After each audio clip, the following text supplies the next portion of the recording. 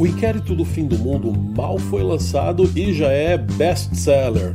Nesta obra, juristas brasileiros discutem a maior aberração jurídica da história do país, o Inquérito 4781.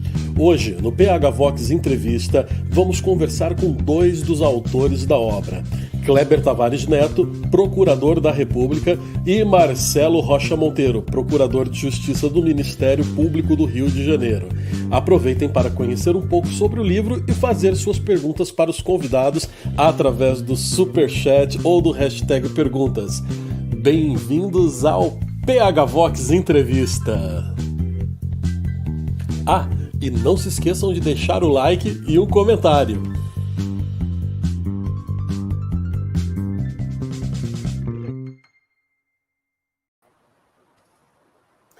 Boa noite para vocês que nos acompanham aqui pelo YouTube, para quem nos acompanha também pelos nossos podcasts. Bem-vindos a mais um PH Vox Entrevista. Aliás, boa noite, desculpa, boa tarde aí no Brasil, né? Aqui em Portugal, já 8h30 da noite, falando com vocês diretamente de Portugal. Começa agora mais um PH Entrevista com o patrocínio do omonarquista.com, a maior loja de artigos monárquicos do Brasil. Você acessa www.omonarquista.com.br e utiliza o nosso cupom de desconto aqui, ó, exclusivo, PH Desconto 10, para você ganhar 10% de desconto nas suas compras de canecas, camisetas, bandeiras, banners, enfim, todo tipo de artigo monarquista da melhor qualidade, ok?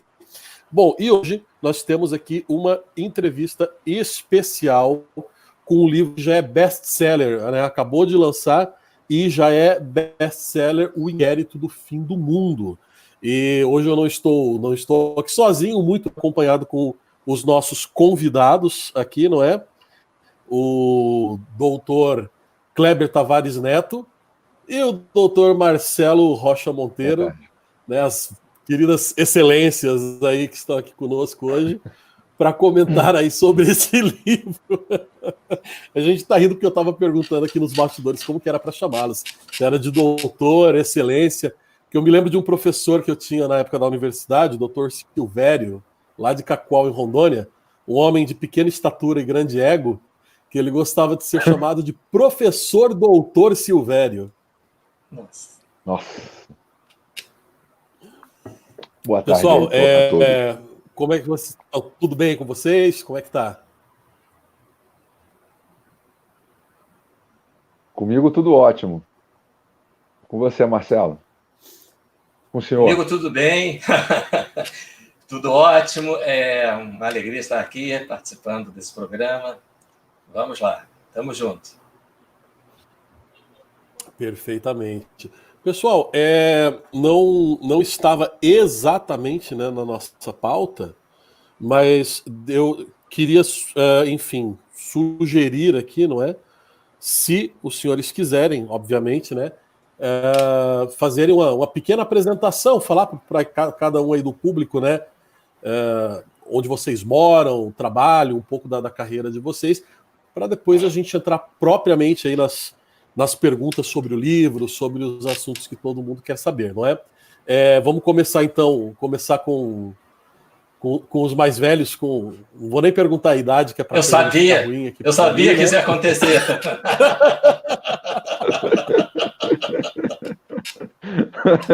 Mas a gente vai pegar as pistas, ele vai falar quantos anos de carreira e tal, e a gente vai tentar juntar aqui. O sujeito acaba se entregando. Então. Bom. Não tem como. Doutor Marcelo, por favor.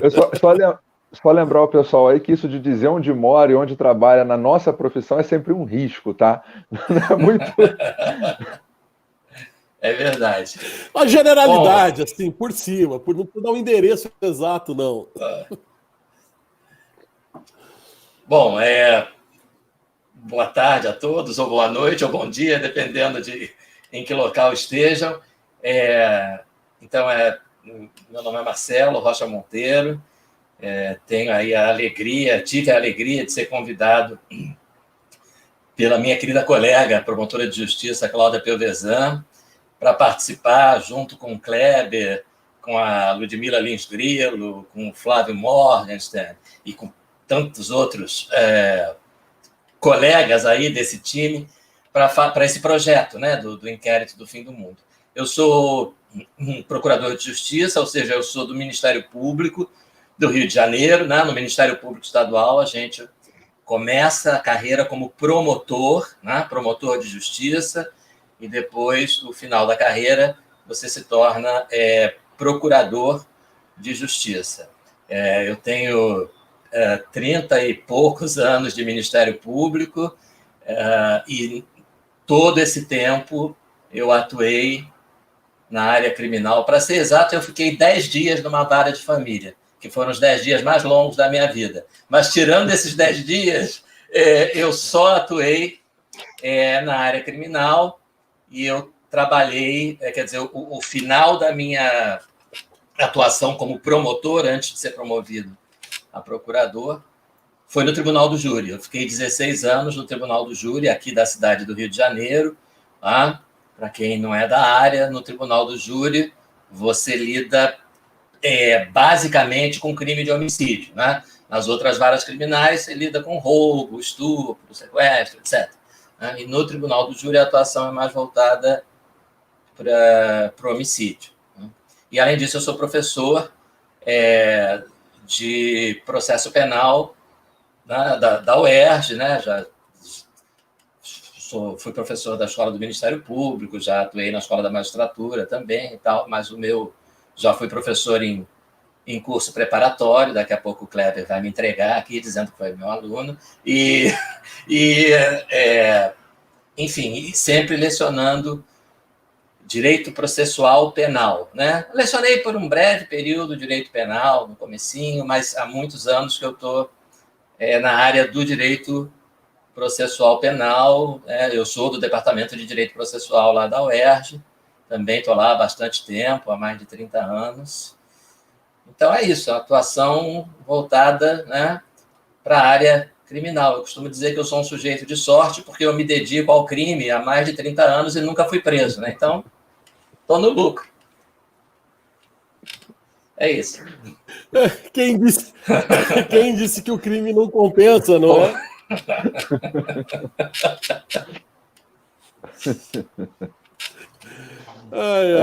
Bom, Marcelo, se acostuma, porque aqui, assim, uma das premissas do canal, como diz até a nossa propaganda lá na Rádio Shockwave, né, é que aqui a gente trata de geopolítica, filosofia, história e piadas do tio do pavê. Então o nível de trocadilhos aqui é disso para pior, tá?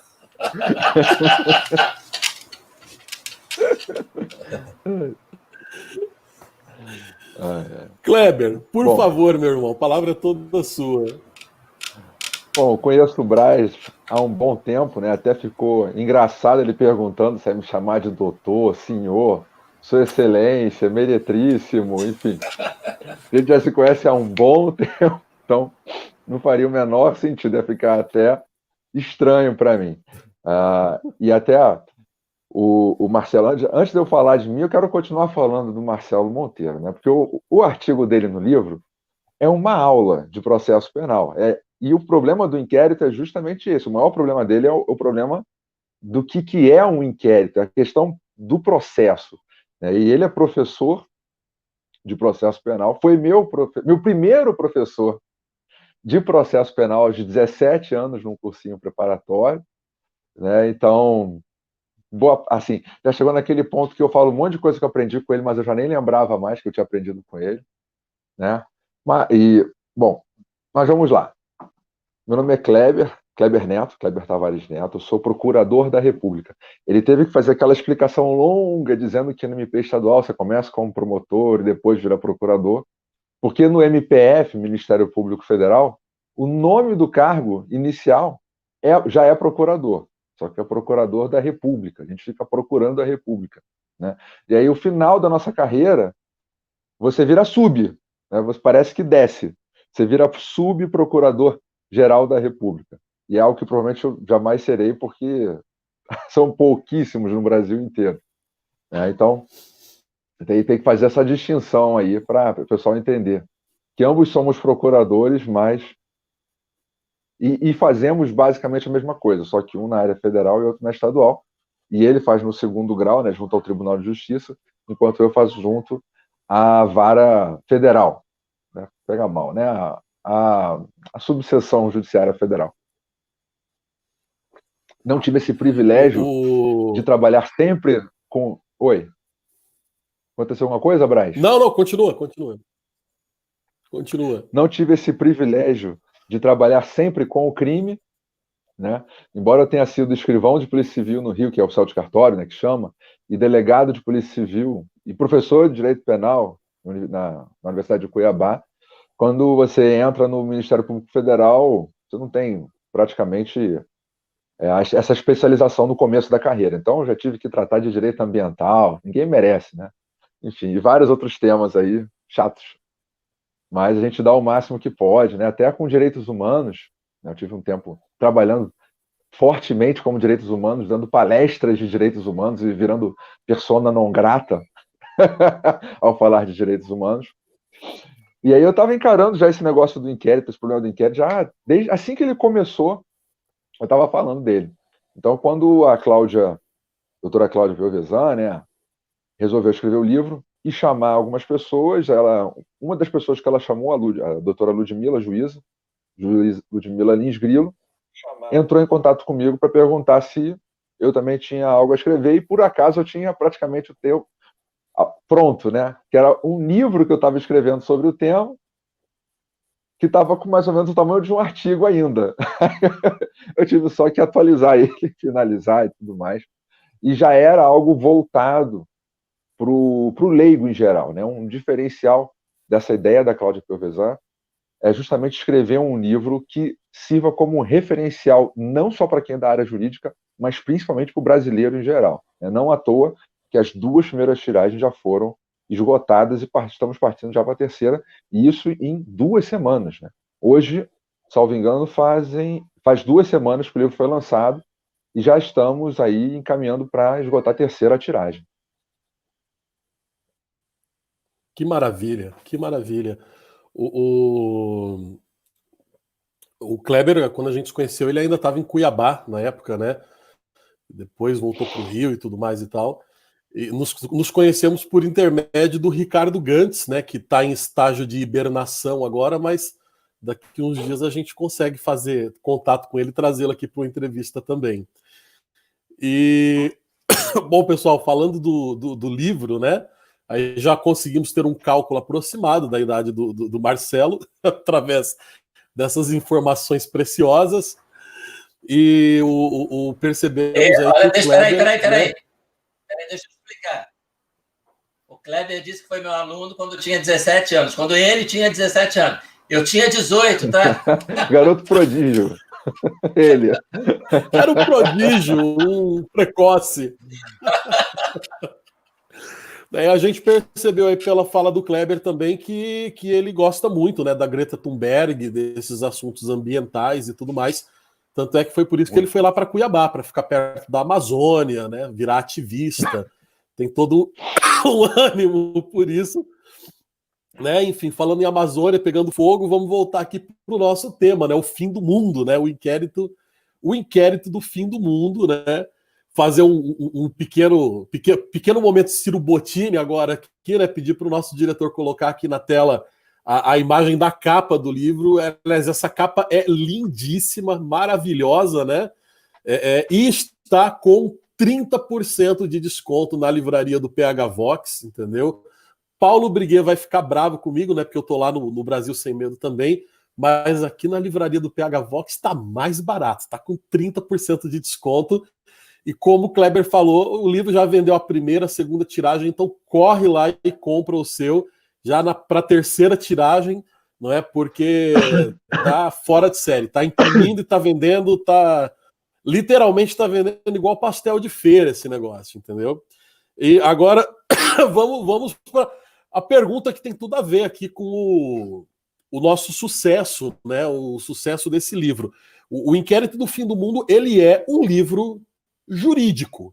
Ele é um livro jurídico, mas ele não é escrito em juridiquês. Né? Eu me recordo quando o Kleber comentou desse primeiro artigo, esse esse projeto, por exemplo, do primeiro artigo dele, a gente ficava ali trocando figurinha, ele me mostrava uns pedaços, né? Eu meio que vi o parto desse capítulo aí ainda na forma de artigo, né? Depois o negócio ficou grande. E uma coisa que eu falei para ele na época, eu falei, cara, isso tá muito bom, porque uma pessoa interessada pelo assunto, mas que não é alguém da área jurídica, vai conseguir entender o texto. E só que ao mesmo tempo, né? Aí juntou toda essa gente. Ele é um livro jurídico, mas me parece que ele tem também uma certa função de documentário. Isso foi algo pensado já desde o início? Vamos fazer um livro para todo mundo? Ou foi surgindo? Enfim, precisamos, temos assim, existe uma possibilidade de mais livros desse gênero, porque eu fiz 3 anos e meio do curso de Direito, deixei a faculdade na metade do 4º ano. E assim, os livros de Direito são ininteligíveis. Parece que existe uma norma, né, do por que simplificar se podemos complicar, né? E qual que é a ideia? Vai ter um Vingadores Parte 2 aí, com mais assuntos jurídicos, né? Tipo, direito for dummies. Qual que é a ideia? Isso surgiu como e como que vocês vão continuar? Porque agora, enfim, o brasileiro está lendo direito, né? O livro de vocês é um best-seller. Fiquem à vontade para responder os dois. Começa um depois do outro. A pergunta é para ambos. Kleber, quer ir lá ou vou eu? Vai você primeiro. Bom, sim, né, existia a ideia de fazer um registro histórico, né? Muito mais do que fazer um livro jurídico, uma obra jurídica, né? A ideia era de fazer um registro histórico, porque, veja só, quando é que a gente lembra, né, de ter visto, nos últimos 35 anos, né, por exemplo, um jornalista preso, né, em função daquilo que ele escreveu, né? 29 jornalistas, blogueiros, ou pessoas que debatem, discutem na internet, em redes sociais, política, né, verem a polícia bater nas suas portas, né, para apreender computadores, né, celulares, né, uma operação policial deflagrada por um ministro do Supremo, né, contra 29 pessoas em razão das opiniões que elas emitiram em blogs, em redes sociais, onde for, né? Então, era preciso que ficasse registrado, né, esse momento, que é um momento histórico, né? Histórico no pior sentido da palavra, né? Quer dizer, depois de mais de 35 anos de restabelecimento da democracia, né, você começa a ver esse tipo de situação, né, partindo de um tribunal cujos ministros, né, ou pelo menos alguns deles, gostam de se apresentar publicamente como defensores da liberdade, defensores da democracia, né? Alguns gostam de chamar o atual presidente da República de ditador, né, de torturador. Teve um que chamou de nazista, né? O nazismo está chegando ao Brasil por causa do presidente da República, né? Nós somos nós 11 aqui que vamos defender a liberdade de expressão, fazem belos discursos em homenagem à liberdade de expressão, e aí mandam prender jornalista, mandam prender computador de blogueiros, né? Censuram perfis em redes sociais, né? Censura prévia, né? Não é nem exclusão do que já foi postado, é proibir a pessoa de voltar a postar, censura prévia, né? Que é inconstitucional. Então,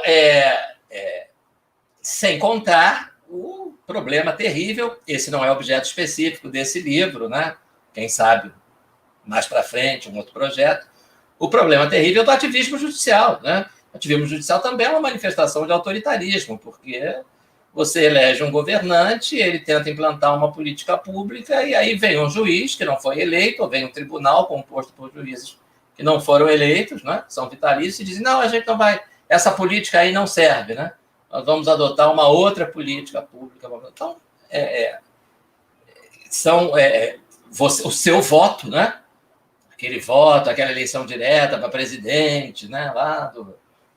Lá atrás, no comício, você vê como eu sou antigo, eu fui até no comício da Praça da Sé, lá em 1980 e pouco, né? Porque a gente queria votar, eleger diretamente o presidente. Aí você elege diretamente o presidente, e aí vem o Supremo, e decisão atrás de decisão vai minando, né, o poder desse presidente que foi eleito democraticamente pela maioria da população, né? Seja através do ativismo judicial, seja através da utilização desse inquérito, né, como um instrumento de intimidação. Kleber fala muito bem sobre isso, né? Esse inquérito que passa a ser um fim em si mesmo, né? Ele é utilizado para punir, né? O inquérito não serve para punir, o inquérito serve para investigar, né? Quando você encontra um cadáver, né, numa rua, né, com marca de tiro, né, o policial encontra, né, o que você faz? Você não instaura um processo, né? Você não pode instaurar um processo porque quem processa alguém, né? Quem é que você vai processar? O autor daquele crime? Você ainda não sabe quem é, você só encontrou a vítima morta. Então, para isso existe o inquérito. Você instaura o inquérito é uma investigação para constatar o que aconteceu, o que foi aquilo. Foi um homicídio, né? Foi um latrocínio, né? Foi um latrocínio, né? Que é o roubo com morte, foi um sequestro com morte, né? Você, então, tenta, na investigação, né, provar qual foi o crime e, obviamente, quem o praticou, né? Então, esse é o trabalho do inquérito policial, conseguir a prova do crime e descobrir quem praticou esse crime, quem é o autor desse crime. Ele entrega essas provas ao promotor, né? Ele, o inquérito, a polícia, o delegado, né? E o promotor, aí sim, né, dá início a um processo, faz uma acusação formal, né, diante de um juiz, esse juiz chama o acusado para se defender, e no final desse processo, o juiz profere de forma imparcial uma sentença condenando o sujeito pelo crime, porque o Ministério Público conseguiu provar que ele é culpado, ou não condenando, absolvendo, porque não se provou que ele é culpado. Então, é esse o sentido do inquérito, da investigação. Né? Antecede o processo para que se possa ter elementos de prova para processar alguém. O fim do inquérito não é punir. Né? Ao final de um processo pode haver punição. Né? E o que o Kleber aponta com muita propriedade é isso, né? Esse inquérito já está sendo usado para punir. Até porque a gente não sabe se vai ter processo, né? Tem uma boa chance de não ter.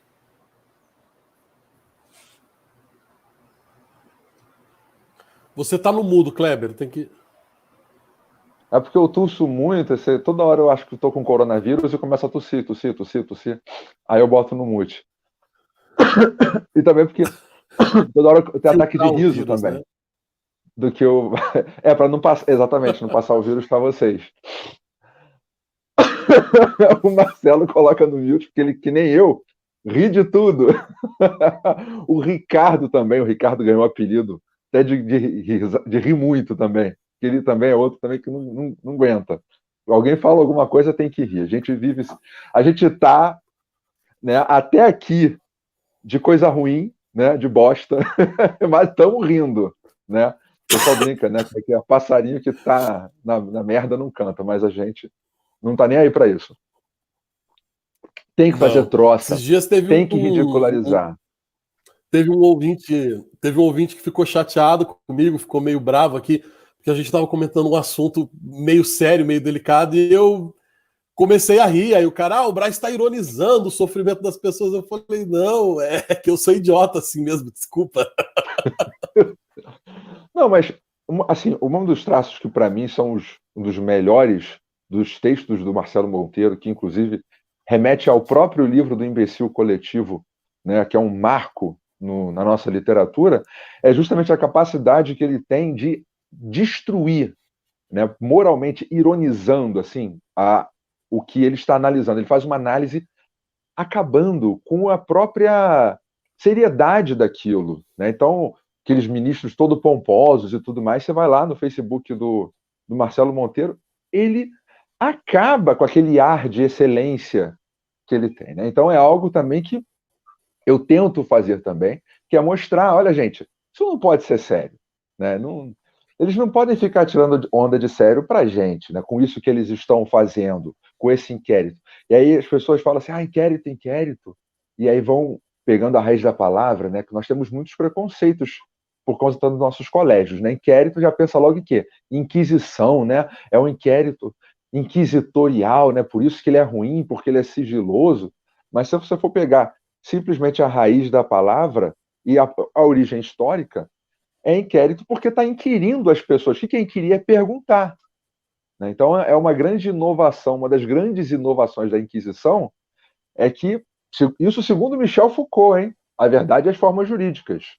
Eles deixaram os sistemas bárbaros de simplesmente duelo, ver quem era o mais forte, né? A vingança privada, a vingança pública, para tentar descobrir o que aconteceu de verdade. Inquirir, inquisição, né? E aí é um dos principais aspectos da Inquisição, segundo Michel Foucault. Então, quando você chega nesse inquérito do STF, você vê que, primeiro, não é uma investigação, né? Por quê? Porque eles não estão recolhendo provas ali para punir ninguém depois, né? Quando eles estão indo na casa da pessoa aprender os instrumentos de trabalho dela, aprende todos os instrumentos do youtuber. Isso já é a própria punição.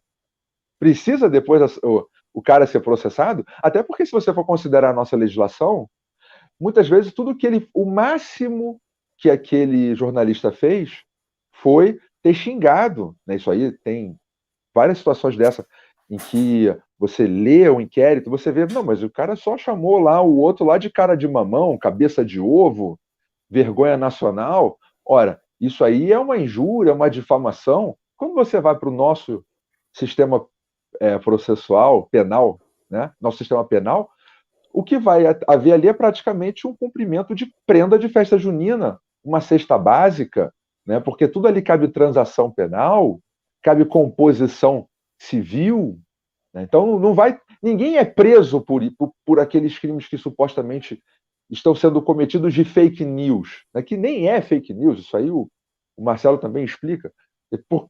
Assim, não é que não é fake news. Não existe no Brasil o crime no papel de fake news, né? Não existe um crime de Isso aí, inclusive, notícias é a próxima sabidamente pergunta. falsas. Foi mal, eu antecipei aí, mas você faz essa pergunta para o Marcelo Costello. Antecipou. Mas é porque depois eu vou precisar que o Marcelo desenvolva melhor isso. Mas, não, tem que desenhar para o povo, entendeu? O que o STF está fazendo, porque é muito absurdo. Era realmente necessário esse documento. Isso que eu ia te falar. Ganhou áreas documentais mesmo, né? Porque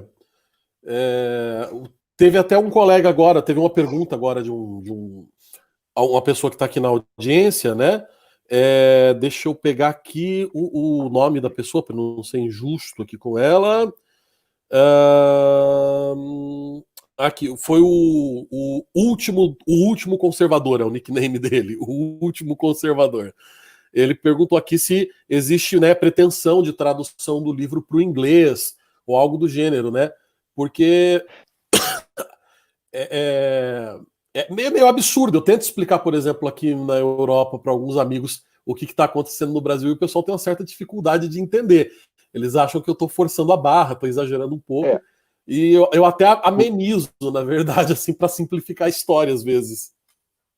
Porque isso realmente está fora, a coisa que eu falo no meu artigo, né, que é o inquérito do Apocalipse. Ele está fora do direito, ele está fora do ordenamento jurídico brasileiro e ocidental, na verdade, né? Tá totalmente fora, né? É algo assim impensável, inimaginável num Estado democrático de direito que aconteça este inquérito. Agora, com relação à tradução, isso é algo que está fora das nossas mãos, né? Porque A tradução, na verdade, é o país que tem interesse, né, as pessoas daquela língua que têm o interesse de terem aquele livro na sua língua, que vão buscar os direitos e tradutores da língua, da língua que eles querem traduzidas, para eles jogarem, né, para a linguagem do juridiquês do inglês, né, o juridiquês polonês, né, enfim, daquele país, para que seja compreensível. Não é um movimento da pessoa que faz o livro traduzir para outras línguas. Termos Exatamente. O editoriais pessoal mesmo. sempre pergunta isso aqui em relação. O pessoal pergunta isso sempre em relação aos livros do Olavo, né? Ah, por que o Olavo não manda traduzir os livros dele? Né? Não é assim que funciona. A gente teve já uma edição do Olavo, por exemplo, aqui em Portugal, mas a coisa surgiu, na verdade, por interesse do movimento internacional lusófono e de alguns membros da Sociedade de Geografia de Lisboa, que entraram em contato com a editora, né, para comprar os direitos autorais, né? É um processo bem. E agora teve uma tradução dele também para a Itália, e foi nesse mesmo esquema, né? A coisa não é tão simples assim quanto parece. Mas seria bem interessante, e com o sucesso que está fazendo, eu vou te falar que daqui a pouco isso aí vai estar sendo realmente pauta internacional. Muita gente já recebeu o livro, Aliás, só te por falar cortando em. com um delay. Muita gente já recebeu o livro e tem mandado os comentários, né? O livro está vendendo muito também porque, embora eu próprio ainda não tenha conseguido receber o livro na minha casa, né? Quem está nas capitais em geral já recebeu o livro, né? Na semana passada, já começou a ler, né? Então estamos tendo ótimos feedbacks, né? E aí a propaganda boca a boca também faz com que outras pessoas comprem. Exatamente. Por falar nisso, queria agradecer. O PH Vox tem uma audiência boa, relativamente boa internacional, né? A gente tem uma boa audiência aqui em Portugal, e também nos países lusófonos da África. E eu sempre agradeço no começo, esqueci de agradecer aqui agora os nossos ouvintes de Cabo Verde, Moçambique, Angola e Portugal, que sempre nos acompanham aqui e acabam sempre ficando por dentro também desses assuntos, né? E todos os dias eu recebo e-mails de portugueses querendo livros conservadores brasileiros, né? E me parece que já tem uma outra editora namorando aí essa operação internacional. Então, quem sabe, né, para o ano que vem a gente não tenha aí o inquérito do fim do mundo aqui nas Europa, né, não? Deixa eu perguntar. Eu vou fazer mais uma pergunta aqui para eles, pessoal. Eu tenho já superchats e perguntas aqui para lerem. Eu vou fazer mais uma pergunta, mais, na verdade, para o Marcelo, e aí depois eu vou ler os superchats e as hashtag perguntas, né? Superchat, mas eu falo superchat porque eu sou caipira, tá bem? Então, a pergunta aqui pro Marcelo sobre o capítulo, na verdade, dele, o capítulo que ele escreveu ali no livro, né? O seu capítulo é meio que uma abertura, né, assim, para o leitor leigo, para o leitor que de fora do mundo jurídico entender, né, toda a coisa, digamos, né, um sujeito leigo entender a coisa. E o cerne, né, esse inquérito todo começou, para quem não lembra, pessoal, duvido que alguém não sabe, mas começou com o nosso querido ministro falocefaloide, Alexandre de Moraes. Beijo, todo mundo aqui te ama, tá bom? Com o inquérito das fake news, não é? As famosas fake news. E tem aquela coisa, né? O pessoal fala assim: o fato penal tem que estar tipificado. E isso às vezes não faz o menor sentido. Tipificado, tipo penal, essas palavras não fazem sentido para 99% dos brasileiros que estão fora da área jurídica. Explica isso para o público, né? Por que a tal da fake news não é. Por mais. Desculpa, muita gente vai ficar chocada, mas por que a tal da fake news não é crime? Mas eu quero colocar uma pimenta assim na pergunta, assim. Se fosse, imaginemos que houvesse, antes desse inquérito, né, ali no ordenamento jurídico brasileiro, que já contemplasse fake news como um crime. Ainda assim, haveria algum problema com esse inquérito? Ou o único problema do inquérito do fim do mundo é essa imprecisão técnica pela falta da tipificação das fake news? Não, de forma alguma. Esse está longe de ser o único problema. Tá? São duas questões aí distintas. Né? A gente poderia dizer o seguinte: uma é uma questão de direito penal, a outra é uma questão processual, uma questão de processo penal. Né? A primeira questão que você levantou é de direito penal. Efetivamente, não existe crime de fake news. Quando a gente diz que para que uma conduta seja considerada crime, ela tem que estar tipificada, né? Isso é uma ideia muito simples. A linguagem é complicada, né? Tipificado, tipificação, tipicidade. Mas a ideia é extremamente simples. Uma conduta só pode ser considerada crime, porque, vejam só, quando a gente define uma conduta como crime, se você pratica essa conduta, tá? O seu destino pode ser o chilindró, né? Você vai para a cadeia, você perde a sua liberdade por um determinado período. Tá? Então, o mínimo de garantia que a gente pode ter é o seguinte: você só vai perder a sua liberdade se você praticar uma conduta que está descrita na lei, direitinho, descrita na lei como crime. Tá lá, né? Pode ser uma descrição simples, né? Matar alguém. Pena 6 a 20 anos de prisão. Então, a conduta que vai importar numa punição séria dessa, né? Imagina, perder 20 anos da sua vida na cadeia, né? É matar alguém. Tá? E se for cuspir em alguém? Não, cuspir em alguém não é homicídio. Né? Não tá... E se for matar um cachorro? Né? Talvez a grito. Né? Também não está na descrição. Né? Então, não é uma conduta típica. A conduta, para ser típica, ela tem que ser igualzinha ao que está escrito na lei. Né? Então, qual é a lei, qual é o artigo do Código Penal, de qualquer lei, que define um crime de notícias falsas? Nenhum. Não existe. Né? Não está tipificada essa conduta. Né?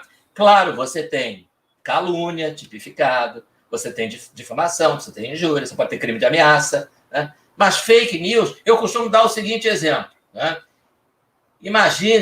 Só imaginem, porque isso não vai acontecer, que eu vou lá no meu Facebook, né, e faço a seguinte postagem, escrevo o seguinte texto: Cuba é um país maravilhosamente democrático, onde o povo vive com toda a liberdade, né, onde não existe censura à imprensa e onde a oposição pode atuar livremente. Ponto final. Né? O meu texto é fake news da primeira até a última palavra. Né? Qual foi o crime que eu cometi? Nenhum, ué. Não cometi crime nenhum. Falei um monte de mentira. Né? Mas qual é o instrumento para combater a minha postagem falsa? É ir alguém lá e dizer: olha só, isso que o Marcelo postou é tudo fake news. Cuba é uma ditadura, um regime totalitário, de partido único, não tem liberdade nenhuma, não tem oposição, quem fizer oposição vai preso. Né? Não tem imprensa livre, aliás, não tem imprensa nenhuma, só tem imprensa do Estado. Né? É isso. Né? O fato da minha postagem ser falsa em si não constitui crime. Né? Nem tudo que desagrada a gente é crime. Né? Então, assim, você não gostou da minha postagem, você acha que eu menti da primeira à última palavra. Ok, você está até certo. Mas eu não cometi crime nenhum. Né? Pisar na grama é errado, né? Mas não é crime. Só é crime aquilo que o legislador definiu como crime num artigo tal, da lei tal, muito bem definido, muito bem explicado, com uma pena estabelecida ali. Agora, esse não é, de forma alguma, o único problema desse inquérito. Né? Por quê? Porque você tem, ainda que esse inquérito apure alguma... Esse inquérito, a nossa colega aí nesse projeto, a juíza Ludmila, ela diz que esse inquérito é uma draga. Né?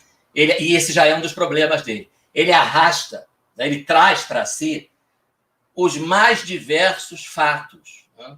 Quando a gente sabe que um inquérito precisa investigar um fato definido, né? Veja, Braz, você nunca ouviu falar num inquérito instaurado. Estou instaurando esse inquérito para apurar os homicídios praticados no Brasil entre 2019 e 2020. Você nunca ouviu falar nisso? Não existe, né? Como um inquérito para apurar os homicídios, né? Se você teve um homicídio aqui, você instaura um inquérito para apurar esse homicídio aqui. Teve um outro homicídio lá em São Paulo, outro inquérito para instaurar. Né? Aí teve um outro homicídio no Paraná, aí teve um outro homicídio. Então você vai, né? Ninguém nunca ouviu falar no inquérito instaurado para apurar todos os assaltos a bancos ocorridos no estado de São Paulo durante o ano de 2019. Isso não faz nenhum sentido. Né? Então, você precisa apurar um fato determinado. Esse inquérito, como uma draga que é, né, trouxe para si a apuração de inúmeros fatos. Então, é o Juquinha que fez uma postagem falando mal do Alexandre de Moraes lá em São Paulo, a Maria que fez uma postagem criticando o Celso de Mello lá na casa dela, lá no computador, lá em Fortaleza, né? E juntaram tudo isso. Então, aí você vai ter fatos atípicos, ou seja, fatos que não constituem crime, e, eventualmente, talvez você tenha um fato que constitui crime. Pode ter um maluco que postou lá, eu vou explodir uma bomba e vou matar as filhas do ministro fulano de tal, vou explodir uma bomba na casa dele. Então, aí você tem um crime de ameaça. Né? Você pode ter, eventualmente, uma calúnia, uma difamação, uma injúria. Você tem aí uma infinidade de questões. Né? E algumas dessas questões, algumas dessas manifestações, dessas postagens, podem até caracterizar crime. Mas isso não torna o inquérito legal. Por quê? Porque aí você tem o outro problema, que é o problema do procedimento. Né? Para começar, né? E essa é a questão, talvez uma das duas questões que eu considero mais importantes, né? Já que são inúmeras, esse é um inquérito presidido por um juiz. Inquérito é função da polícia. Quantos dos nossos ouvintes aqui se lembram de ter ouvido falar em inquérito do juiz, inquérito judicial? O sujeito fala ele pode ser leigo, mas ele ouve a palavra inquérito, a primeira coisa que ele pensa é na delegacia de polícia, e com razão. Né? Por quê? Porque, como eu falei antes, o inquérito antecede o processo. Né? Você instaura inquérito porque você encontrou o cadáver lá, porque o gerente do banco telefonou e disse, acabaram de assaltar a minha agência. Né? Então, você instaura inquérito para saber quem foi que fez aquilo, para depois ter o processo. Né? O nosso processo, que é processo, não um inquérito, o processo é presidido por um juiz, e é esse juiz que, em regra, vai julgar o acusado. Então, o que a gente diz? Que esse juiz deve começar o processo, né, sem ter um conceito pré-estabelecido sobre aqueles fatos, porque senão isso vai importar num pré-julgamento. Né? O que acontece quando um inquérito é presidido por um juiz? É impossível, para qualquer pessoa, tá? Você atuar numa investigação, você passar 30 dias da sua vida, 60 dias, 6 meses, investigando um fato, né? E não formar um juízo de valor sobre. Imagina um jornalista fazendo uma investigação para uma matéria. Passa 6 meses investigando um determinado fato, porque ele pretende escrever uma série de reportagens. É claro que ele vai formar um juízo de valor. Né? É por isso que o nosso sistema não admite que juiz presida inquérito, que juiz investigue. Né? Investigador é uma coisa, julgador é outra. Né? Você precisa separar isso. O Alexandre de Moraes, nesse inquérito, ele é o delegado e ele é o juiz. Né? Então, é evidente que já existe um juízo de valor dele, antes do processo começar. Repara, não tem processo ainda. Né? Sabe Deus se vai ter. Né? Mas se tiver um processo, você imagina. Esse ministro, porque ministro do Supremo nada mais é do que um juiz. Né? Esse é um juiz que investigou, esse é um juiz que, por iniciativa própria, mandou a polícia apreender celulares e laptops dos investigados. Né? Mandou censurar perfis dos investigados nas mídias, nas redes sociais. Então, já está contaminado. Né? Quer dizer, o pensamento dele, a opinião dele, né? Está contaminado. Esse é um dos maiores problemas. O outro problema é porque se não bastasse essa maluquice toda, né, do sujeito ser ao mesmo tempo polícia e juiz, né, ele, além disso, ele é vítima, pelo amor de Deus. Ele é vítima. Então, veja só, né? Um sistema que exige um juiz neutro, um juiz isento, imagina. Né? Imagina, você é juiz, aí você saiu no tapa com o teu vizinho, lá na assembleia de condomínio do prédio, nada a ver com a tua profissão de juiz, mas vocês saíram no tapa, porque, não sei o quê e tal, uma briga horrorosa, né? E aí dessa briga nasce um processo, o teu vizinho processa você, ou você processa o teu vizinho, né? Aí o teu vizinho chega no dia da audiência, olha para a cadeira do juiz, olha quem é que está sentadinho lá, é o Braz. Ih, rapaz, né? Qual é o único pensamento que o sujeito pode ter numa hora dessa? Tô ferrado, né? Danou-se. Eu vou ser julgado pelo sujeito que está brigando comigo, que está me processando, né? Que é o meu adversário aqui nesse processo. Né? É mais ou menos como numa ação de despejo, quem julga o inquilino é o proprietário. Que tal essa, né? Quem julga o locatário é o locador. Né?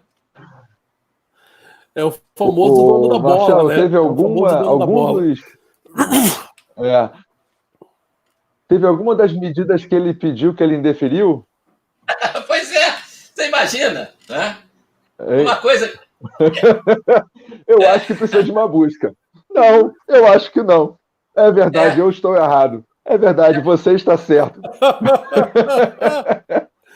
O Kleber está chamando a atenção. Miguel. Kleber está chamando a atenção para um ponto muito importante, né? Quer dizer, a atuação do juiz no inquérito, ela é limitada ao seguinte: a polícia, ou o promotor, ou os dois, precisam, em alguma investigação, de uma medida que é invasiva dos direitos do investigado. Quer dizer, o investigador precisa fazer alguma coisa que é invasivo do direito do investigador. O investigador acha que precisa mandar a polícia na casa do investigado fazer uma busca e apreensão. O investigador acha que precisa interceptar a linha telefônica do investigado, ouvir tudo que ele fala ao telefone. Né? Nesse caso, o que a lei diz? Só pode fazer isso com autorização judicial. Então, você vai ter a polícia, ou o promotor, ou os dois, indo ao juiz no inquérito para pedir uma autorização para aquela busca domiciliar, para pedir uma autorização para aquela interceptação telefônica, para pedir uma autorização para decretar aquela prisão temporária. Né? Nunca isso vai partir do juiz, não pode. Né? É o contrário, quer dizer, a polícia, o promotor vão ao juiz e vão pedir para ele autorizar essa medida. Repara, você tem um conflito entre o interesse do investigador e o direito do investigado. Né? Ninguém gosta da polícia entrar na sua casa a apreender o que quer que seja, ninguém gosta da polícia botar um grampo no teu telefone para ouvir o que você está conversando. Né? Então, você tem o que a gente chama de conflito de interesses. Por que a autorização do juiz é necessária? Porque o juiz é um terceiro. Ele é neutro. Ele não é o investigador nem o investigado. Quando o juiz e o investigador se confundem na mesma pessoa, né? Essa pessoa, por exemplo, se chama Alexandre e tem um sobrenome começado com M, né? Aí danou-se, né? Quer dizer, esse raciocínio não faz mais sentido, né? A não ser que tenha essa situação que o Kleber descreveu. O Alexandre de Moraes pede uma autorização para fazer busca e apreensão domiciliar. Pede para quem? Pede para o Alexandre de Moraes. Ele vai para a frente do espelho e diz: ministro Alexandre de Moraes, o senhor me permite mandar a polícia na casa do pessoal lá do Terça Livre? Já pensou se ele responde: não, indefiro? Né? Quer dizer, aí já não é mais direito, é esquizofrenia, ele deve ter múltipla personalidade, né? É o Dr. Jekyll e Mr. Hyde. O Dr. Jekyll deve ser o investigador e o Mr. Hyde o juiz. Sei lá. Então, assim, acabou-se, né? Quer dizer, se a pessoa que quer te prender é a que decide sobre a tua prisão, você já está preso. Se a pessoa que quer mandar a polícia na tua casa é a que decide se isso pode acontecer, a polícia já está na tua casa. Tá? Isso, Braz, é o que a gente chama de sistema acusatório. Quem pretende não decide. Quem decide não pretende nada. Tá? tem autoridade, então, para decidir sobre a pretensão do delegado, sobre a pretensão do promotor. Né? O promotor quer te condenar, o delegado quer mandar a polícia na tua casa, o Ministério Público quer te prender, né? E o juiz, o que ele pretende? O juiz não quer nada, não pretende nada. Tá? Também não pretende absolver, ele não pretende nada, ele é neutro. Ele vai, de forma neutra, examinar essa pretensão que a polícia tem, ou que o promotor tem, né? E que, de alguma maneira, prejudica o direito do investigado. É isso. Ainda tinha outro detalhe, quando a gente fala, você quer, você não quer, tem um detalhe também que você disse que o investigador, né, o delegado e o Ministério Público vão lá pedir. Né? No caso concreto, teve uma dessas decisões que o Procurador-Geral da República, né, depois que o Ministério Público Federal desistiu de arquivar o inquérito, que tentou e não funcionou, né, não funcionou assim, não tinha como não funcionar, mas não funcionou. Por isso que eu falo que o inquérito está fora do direito, porque assim, é como se você matasse uma pessoa e a pessoa ressuscitasse, né, em termos jurídicos. Né? Então, você matou o inquérito, mas ele continuou vivo. Por quê? Decisão própria. Né? Então, o Procurador-Geral da República se manifestou contra as medidas, falando, olha, não acho que sejam necessárias para formar a minha opinião de se há crime ou não. Ou seja, não precisa investigar isso, eu discordo. Mas o próprio juiz falou assim, não, mas eu acho que tem que investigar sim. E mandou lá. Só que com mais um outro detalhe, que ele também não teria competência constitucional, né, para decidir aquilo, porque ainda tem tudo isso. Os autores, no inquérito 4.781, os supostos criminosos, nenhum deles tem foro por prerrogativa de função no Supremo. Então, quando o Supremo começa a decidir sobre medidas na casa dessas pessoas, essas medidas judiciais, que precisa que um juiz decida, a Constituição diz que vai ser o juiz competente. E por que tem que ser no primeiro grau? Porque se acontecer algo de errado, inclusive, nessa medida, a pessoa pode recorrer. Entendeu? Digamos que a Sarah Winter Giromini fosse presa por um juiz de primeiro grau. Aí ela está presa, ela vai e entra um habeas corpus no Tribunal de Justiça, no Tribunal Regional Federal, que vão olhar e falar, realmente, ela é uma moça perigosa, quando ela chamou para briga aqui, ela realmente, nossa, o risco dela passar por todos os seguranças, toda a Polícia Federal para ir lá e bater no Alexandre de Moraes é muito grande. Né? Imagina ela acertar um soco na cara do Alexandre de Moraes. É um risco muito intenso. Ela pode matar com seus socos todos os policiais federais. Né? Aí o tribunal confirmaria lá a decisão de prisão dela do primeiro grau. Mas a partir para as pessoas entenderem melhor o que está acontecendo. Que o juridiquês ali também não adiantaria de nada. Né? Então, era essa a colocação que eu tinha para fazer.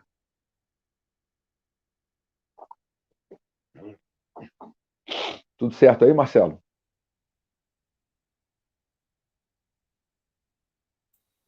Agora sou eu que...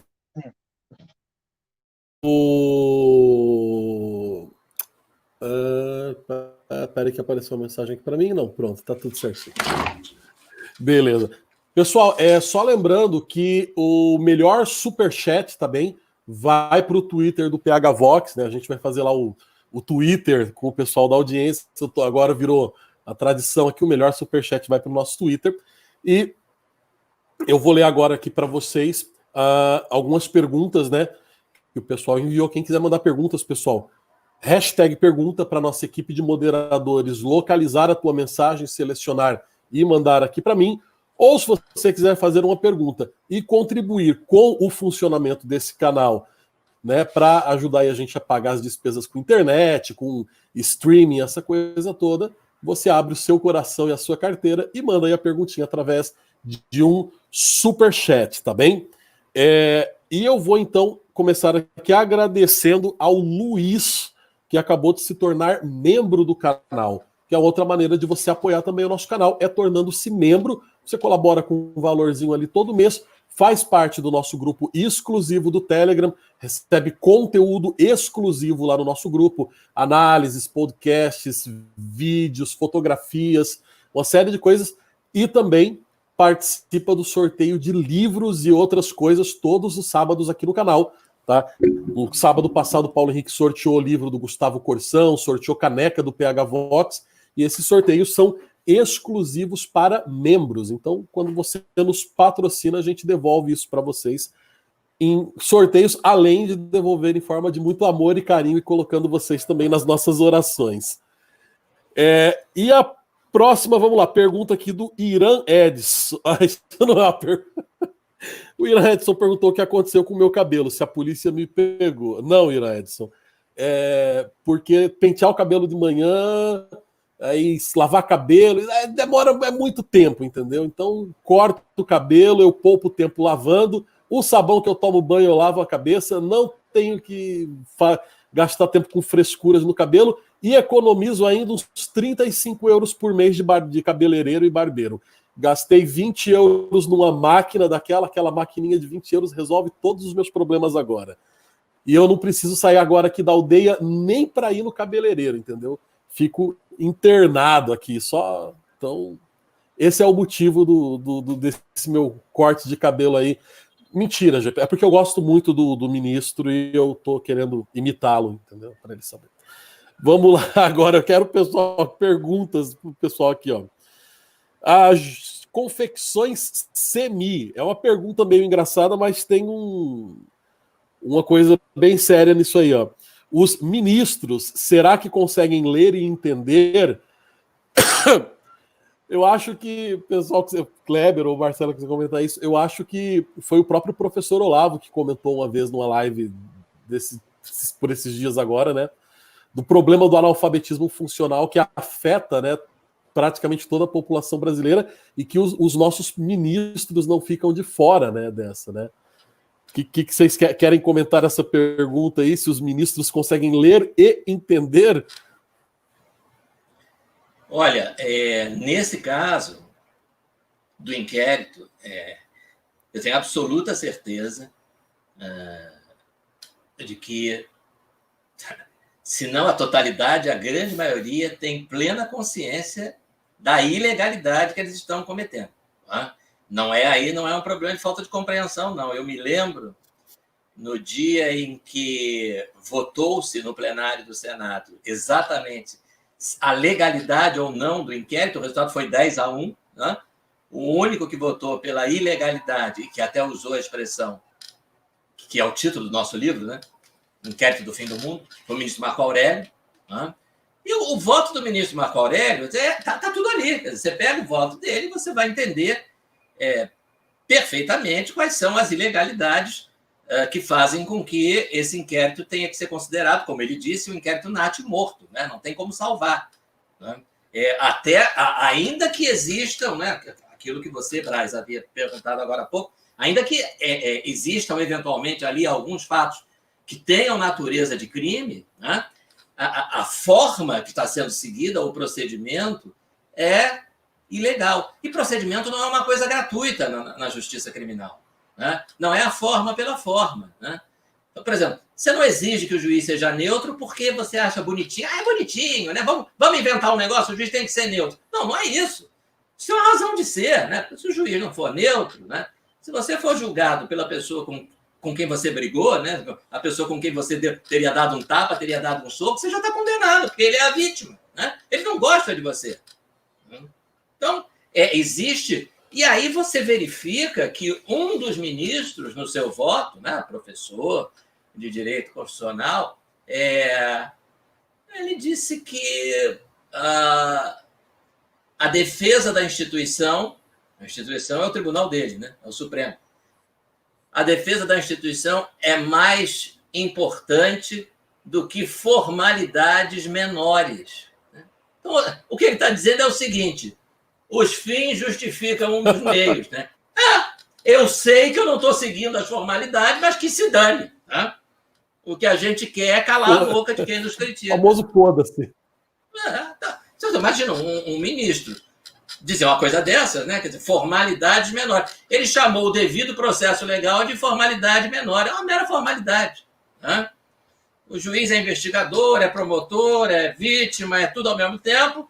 Isso não está de acordo com as formalidades legais, mas isso é um problema menor. O importante é defender o Supremo. O outro, né, disse: ninguém fez nada, né? A polícia não fez nada, o Ministério Público fez. Então, nós fizemos. Né? Então, é isso. Né?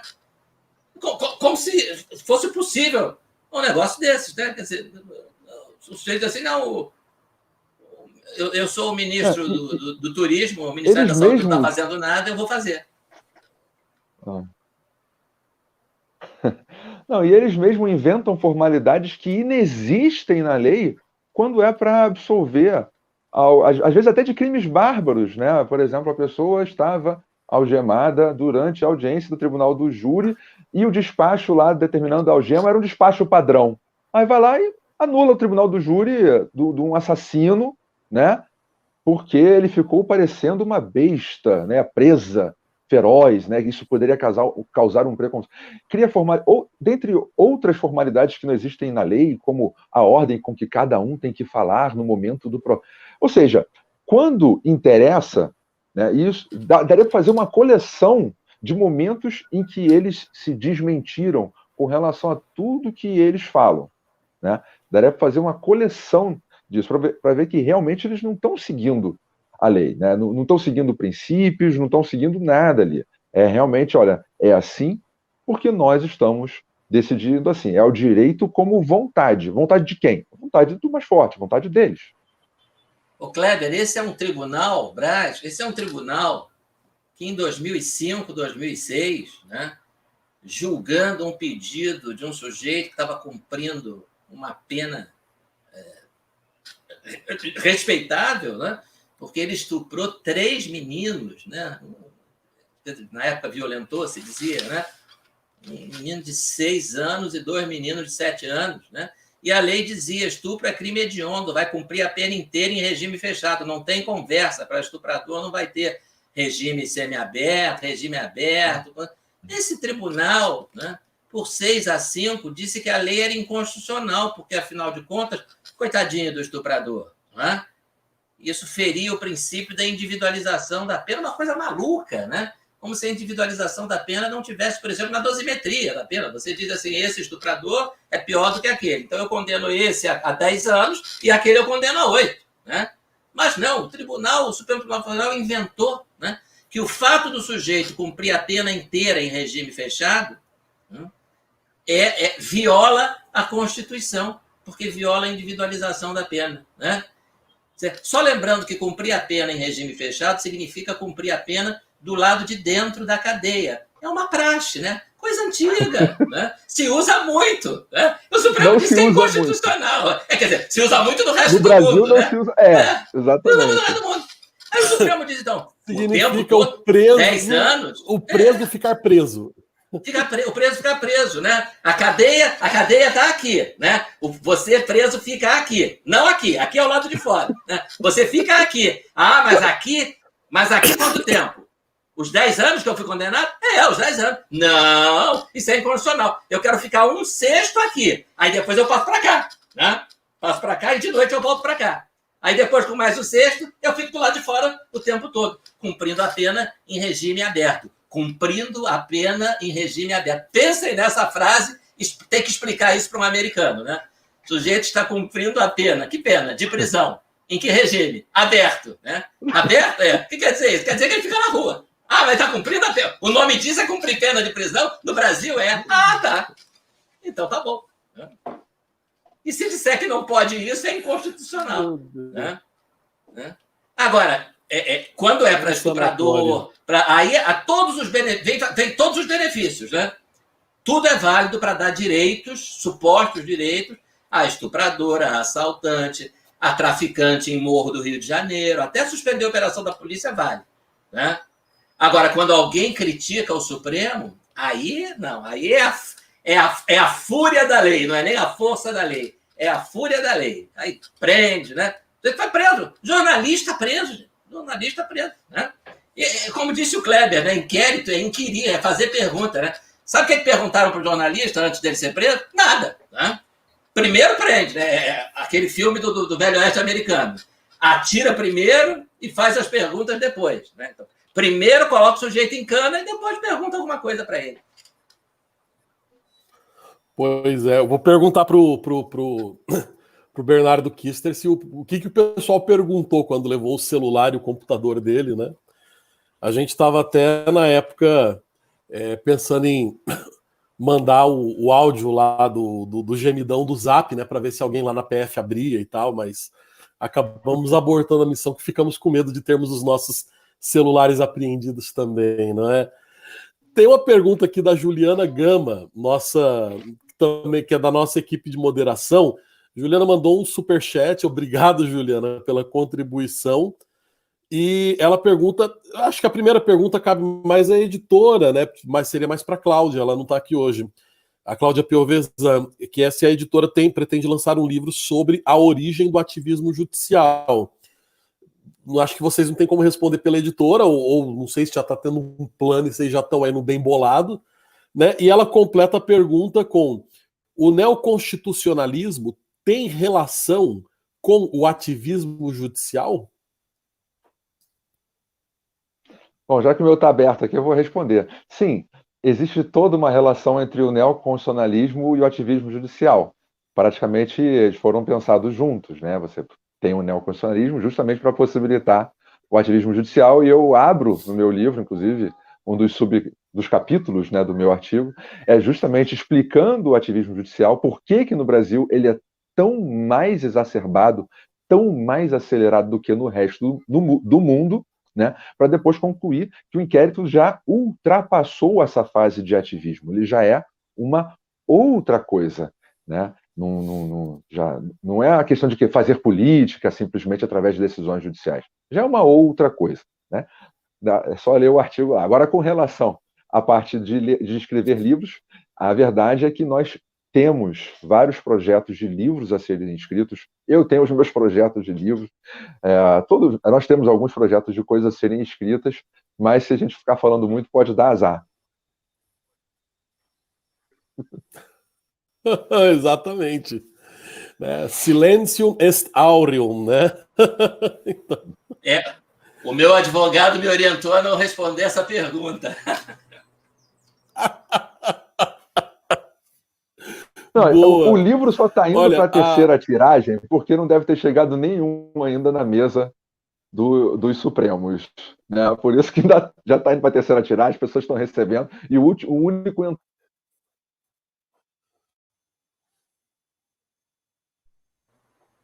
Voltou? O som voltou, deu uma travadinha, mas voltou. Voltou.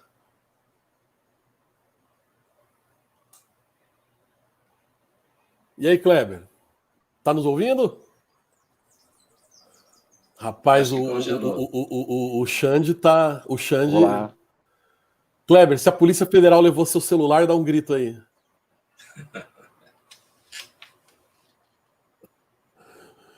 Pronto, tua imagem voltou. Tá nos ouvindo? Não, estou ouvindo vocês. Deve ter sido o STF que ouviu o que eu estava falando e resolveu, não, vamos cortar agora, então. Porque eles cortam no mundo inteiro, né? Você sabe disso. Agora, no mundo inteiro, a justiça ela é delimitada pelo território daquele país. É o princípio da soberania, né? O Estado é formado por povo, território, né? E a soberania, né, do governo sobre aquele território. O Brasil é o único país, é um dos únicos, né? Tem umas ditaduras, eu acho que lá do Oriente Médio também, que impõem decisões no resto do mundo, né? Que eles impuseram ao Twitter que censurasse o Bernardo Kister no mundo inteiro. É que essa questão de soberania é uma dessas formalidades menores. Menores. O STF realmente está presente no mundo todo. Hoje pela manhã mesmo, o Kleber sabe, eu moro aqui na zona rural, moro numa pequena quinta aqui, né? A gente tem um galinheiro, né? Fui ali apanhar uns ovos pro café da manhã, né? O pequeno almoço, como a gente diz aqui em Portugal. Alexandre de Moraes estava lá, debaixo, né, das galinhas, né? Mentira, pessoal, era um ovo, tá? E, Alexandre, é só uma piada, a gente só brinca com quem a gente ama, tá bem? Nós te amamos, seu lindo. Tá? Tem uma pergunta aqui da Nilceia Batista, mandou uma contribuição aqui para o canal através do hashtag aqui. E ela pergunta, boa tarde, diz boa tarde a todos, boa tarde, Nilceia. E ela diz que tal escrever um outro livro cujo título seria O Vírus do Fim do Mundo que Não Aconteceu. Boa. E aí, dá um livro, né, agora, o outro fim do mundo, né? Dá um livro, e inclusive é muito relacionado ao que a gente estava conversando antes, né? Ativismo judicial, né? Nós vimos, assim, cenas explícitas de ativismo judicial. Eu vi um juiz de São Luís do Maranhão mandar fechar tudo em São Luís e mais 2 ou 3, agora não lembro, acho que foram 3 cidades na região metropolitana de São Luís, né? Mandou... É a ilha. É a ilha, né? Lockdown, fecha tudo, essa rua não passa carro, essa aqui só passa ônibus, não passa... Né? E aí eu assisti o sujeito sendo entrevistado na televisão, né? Desculpa, com todo respeito, eu não lembro o nome dele, mas ele dizia assim, nós tomamos essa medida e nós vamos ver se com isso nós conseguimos reduzir aqui a taxa de infecção, né? Se nós não conseguirmos, nós vamos... Você não via ali as letrinhas embaixo, você dizia assim, esse é o prefeito de São Luís, não, então pode ser, né? Então é o governador do Maranhão, né? Ah, não, ele é juiz. Ele é o juiz? Nós fizemos, nós vamos ver, nós vamos fechar, nós vamos abrir. Mas ele foi eleito por quem? Pelo amor de Deus. Né? Então é isso, é o juiz prefeito, é o juiz governador, é o promotor prefeito, né? Para não esquecer os nossos colegas também. Eu aqui no Rio de Janeiro vi uma recomendação, né, dos promotores, recomendação, aí no final vem escrito assim, se não seguir a nossa recomendação, a gente te processa, né? Então mandou a recomendação para o prefeito de uma cidade do interior. A recomendação, Braz, era assim, fecha tudo, a rua tal tem que fechar, essa tem que fechar também, isso aqui, aquilo outro, era com riqueza de detalhes, era todo um plano de administração do município, né? Então a gente chama de promotor-prefeito. Ele acha que ele foi eleito prefeito da cidade. Né? Ele não teve um voto, né? Até porque ele não concorreu, nem pode. Né? A gente fala... Quem ouve recomendação pensa assim, deve ser que nem a recomendação do OMS, né? Que ninguém precisa seguir, não tem valor jurídico no Brasil nenhum em termos de força, né? De fazer alguém cumprir aquilo, né? E quem está dizendo isso é o Regulamento Sanitário Internacional da OMS, que é um tratado que o Brasil é signatário. Lá está dizendo, as recomendações elas não vinculam em nada, elas são guidelines para o mundo inteiro. Então, como é que você seria obrigado a seguir isso em, sei lá, Quiprocó do Norte? Então, aí você vê recomendações que eu vi, como eu estava falando, a recomendação é no final assim, se você não cumprir, você está sujeito às penas da improbidade administrativa. Improbidade... No Brasil, para político, é muito mais grave do que crime. É melhor ele sair lá na mão, no tapa com o promotor, que a pena para ele vai ser menor do que a de uma improbidade.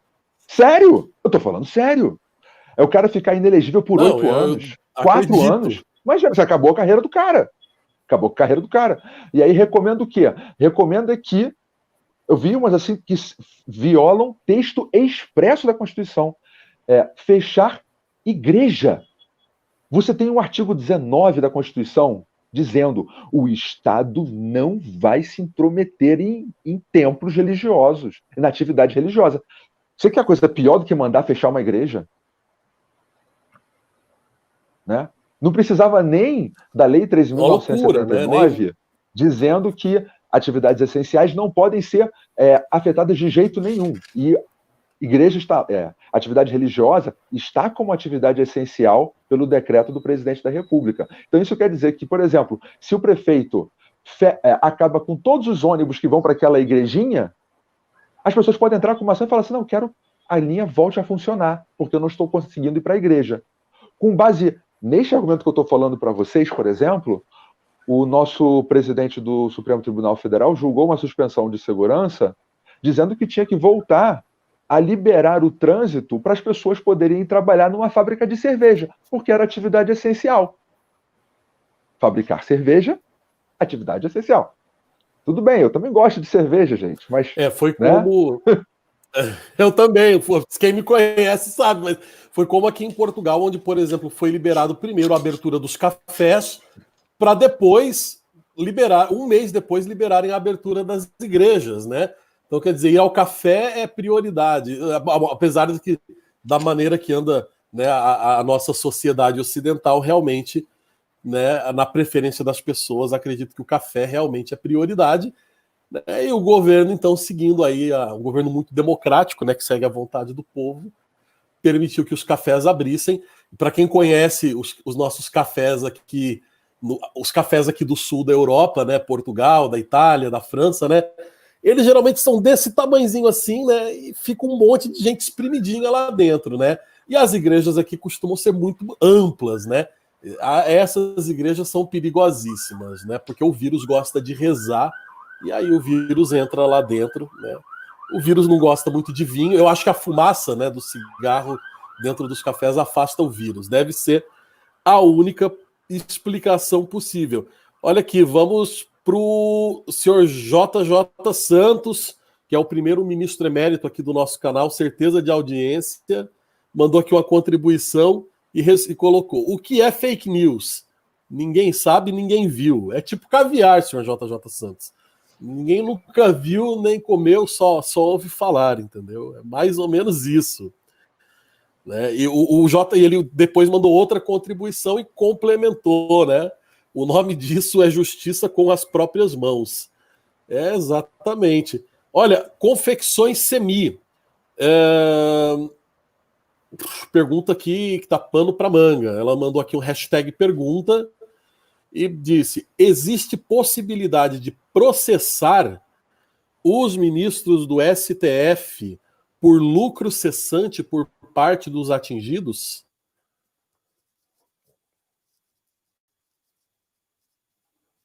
Manda lá, Kleber. É o Marcelo? Não, se não quiserem responder também. Não, eu respondo tudo, não tem esse problema, não. Isso aí é uma resposta meramente jurídica, técnica jurídica. Processo por lucro cessante é uma questão civil, uma indenização civil. Então, terão que entrar contra o ministro, né? No primeiro grau, estou certo ou estou errado? Na justiça comum, né? Contra o ministro, né? Supostamente contra o ministro.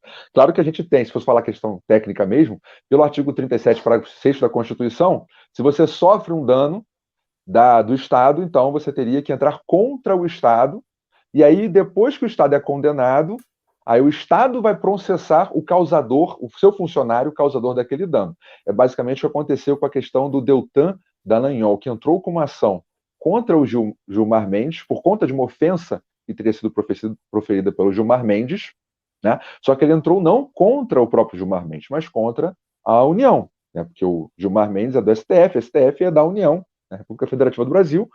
A União foi condenada a pagar acho que 60 mil reais, né, que vai sair do bolso dos contribuintes, e o que deveria se esperar a partir daí é que houvesse, né, que venha a ocorrer uma ação regressiva, é a União processando o causador daquele dano, demonstrando que ele agiu com dolo ou culpa. Estou contando tudo em termos técnicos jurídicos. Mas aí isso me lembra uma outra situação, que é justamente da responsabilização criminal. Alguém comentou sobre a parte de abuso de autoridade, né? Então, quando você vai para essa parte de crimes, né, os ministros do Supremo, eles podem responder tanto por crime de responsabilidade, que é como se fossem crimes políticos, né, atos políticos, né? Por exemplo, julgar uma ação na qual você é um direto interessado. Você instaura um procedimento, e aí depois, quando alguém entra com uma ação para anular aquele procedimento, você vai e julga ele, que é exatamente o que aconteceu na DPF 572. Então, existem representações quanto a isso lá no Senado, processo de impeachment, e no questão do abuso de autoridade, crime comum, quem é que julga os ministros do Supremo? Dou-lhe uma, os ministros do Supremo. Dou-lhe duas, os ministros do Supremo. Dou-lhe três, o presidente da República. Quem que vocês acham que vai julgar? O Batman.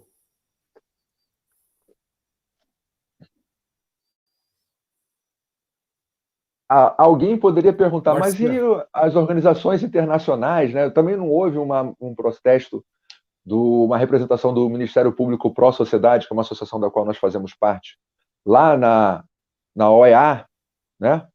Lá junto à Comissão Interamericana de Direitos Humanos, Sim, houve, mas, de novo, é contra o Brasil, não é contra a pessoa do ministro, entendeu? Então, se alguém for condenado, vai ser o Brasil a tomar medidas para compensar aquela violação de direitos, evitar que ela ocorra novamente. Então, de novo, não é a pessoa que é julgada. Em âmbito internacional, a pessoa só vem a ser julgada por crimes contra a humanidade, né? Genocídio. No caso do Brasil é signatário, Tribunal Penal Internacional, que inclusive representaram o presidente da República, porque acharam que o que ele estava fazendo era genocídio, com relação à pandemia do coronavírus, era genocídio do povo brasileiro. Né? Nem é genocídio, porque genocídio você tem que escolher um grupo étnico para dizimar, mas enfim, não tem jeito. Uma banalização dos termos, né? Tem um último superchat aqui agora para ler, acho que entrou mais um, mas eu vou deixar esse que entrou agora para depois. Mandou diretamente para o Marcelo, né? Mas ela diz assim: Marcelo, posso concluir que os ministros do STF estão fazendo justiça com as próprias mãos, né? Ou seja, estão fazendo leis, né? O que não seria a atividade deles. E se isso vira moda, onde vai parar o sistema judiciário brasileiro? Foi a Selma Rosane que mandou um superchat aqui para a gente, fez essa pergunta. Só que eu vou pedir o seguinte para a Selma Rosane. Eu tenho uma última pergunta aqui na nossa pauta, que é para o Marcelo e para o Kleber, que engloba um pouco isso. Mas antes disso, eu tinha uma pergunta, tem uma pergunta aqui para o Kleber, e eu vou então. Eu vou aqui então, como é que se diz? Segurar aqui, porque essa sua pergunta meio que vai ser respondida aqui no final. Agradeço a Selma Rosane pela pergunta, mas a pergunta dela meio que ela intuiu aqui um pouco a nossa pauta, né? Vamos voltar aqui agora para o livro, né? Lembrando que está com 30% de desconto na nossa livraria, pessoal, tá bem? Já está na terceira tiragem, né? Best-seller, sucesso total. Então, antes que o Xande falocéfalo vá lá e mande prender os livros também, aproveita e compra, tá bom? Você ajuda o pessoal aí que escreveu o livro, fica mais inteligentinho e ajuda o canal também. Então, vamos lá. Essa pergunta é para o Kleber, tá? Eu perguntei sobre o capítulo do Marcelo, e agora o capítulo que o Kleber escreveu, que enfim, fala ali, o título até meio que, né, tem bastante a ver com o título do livro e tal, e nesse capítulo ali no meio, no finalzinho, na verdade mais pro finalzinho do capítulo, você fala em vingança como elemento da barbárie na justiça. Você começou a comentar um pouco disso no começo da entrevista, e quando eu li essa parte, né, para mim foi inevitável não lembrar, não associar na hora daquela coisa do Mário Ferreira dos Santos, né, da invasão vertical dos bárbaros, né, a tomada de poder da cultura através de elementos bárbaros sendo inseridos em vários campos da nossa sociedade, seja na arte, na política, na filosofia, enfim, né? E como é que eu posso dizer? Esse inquérito do STF, o inquérito do fim do mundo, aí vamos chamá-lo assim, né? Ele é um ponto fora da curva do que a gente está vendo na justiça brasileira. Quer dizer, a justiça brasileira está ok, está tudo perfeito. Isso é um ponto fora da curva, uma loucura, não se vê isso o tempo todo. Ou realmente esse inquérito ele é um sintoma dessa invasão vertical dos bárbaros aí na justiça, só que, digamos, como aconteceu no STF e tomou essas proporções midiáticas, né, a coisa se tornou mais evidente, né? Vou jogar essa bomba aí no teu colo, Clebão. Bom, não vai dar para realmente fazer toda essa análise. É uma análise bem grande que depois a gente pode levar para uma live específica, né, só falando da questão da barbárie no processo, né, trabalhando um pouco essa comparação que foi proposital, né, inclusive com o livro da Invasão Vertical dos Bárbaros, né, quer dizer, não é que a coincidência ocorreu, embora não tenha sido proposital, porque o título original do meu artigo era Da Pós-Verdade à Barbárie, né, e a barbárie aí, ela tem vários sentidos. Ela tem primeiramente o sentido processual do termo, né, de que apenas em um processo do tipo bárbaro, fora da nossa civilização, é que você vai ter a junção da vítima com o acusador, com o juiz que aplica a pena, e algo que se define através daquele que é o mais forte, né, que obviamente vai ser o Estado. Né? Então, por isso que você teria uma barbárie, né, que você está fugindo, né, dos sistemas acusatório, sistema inquisitivo, de todos os sistemas ocidentais processuais. Mas, claro, também que eu vi ali o diagnóstico que tinha sido feito pelo Mário Ferreira dos Santos no livro A Invasão Vertical dos Bárbaros, sobre a invasão da barbárie nos vários ramos da cultura, né? Vários ramos da nossa estrutura, né? do que está falando em termos marxistas, né? Da nossa superestrutura, né? De todas as ideias. Então, assim, essa invasão da barbárie com a inversão dos valores, né? Você se afastando do ideal de justiça que ele deveria estar presente no direito, né? Primeiro se perdeu com o positivismo, tentou se resgatar com o neopositivismo, mas na verdade foi apenas uma desculpa para que se fizesse a justiça do autor daquele processo, no caso, que a gente está vendo a justiça do juiz, da cabeça dos juízes, né, que seria basicamente o ativismo judicial. Né?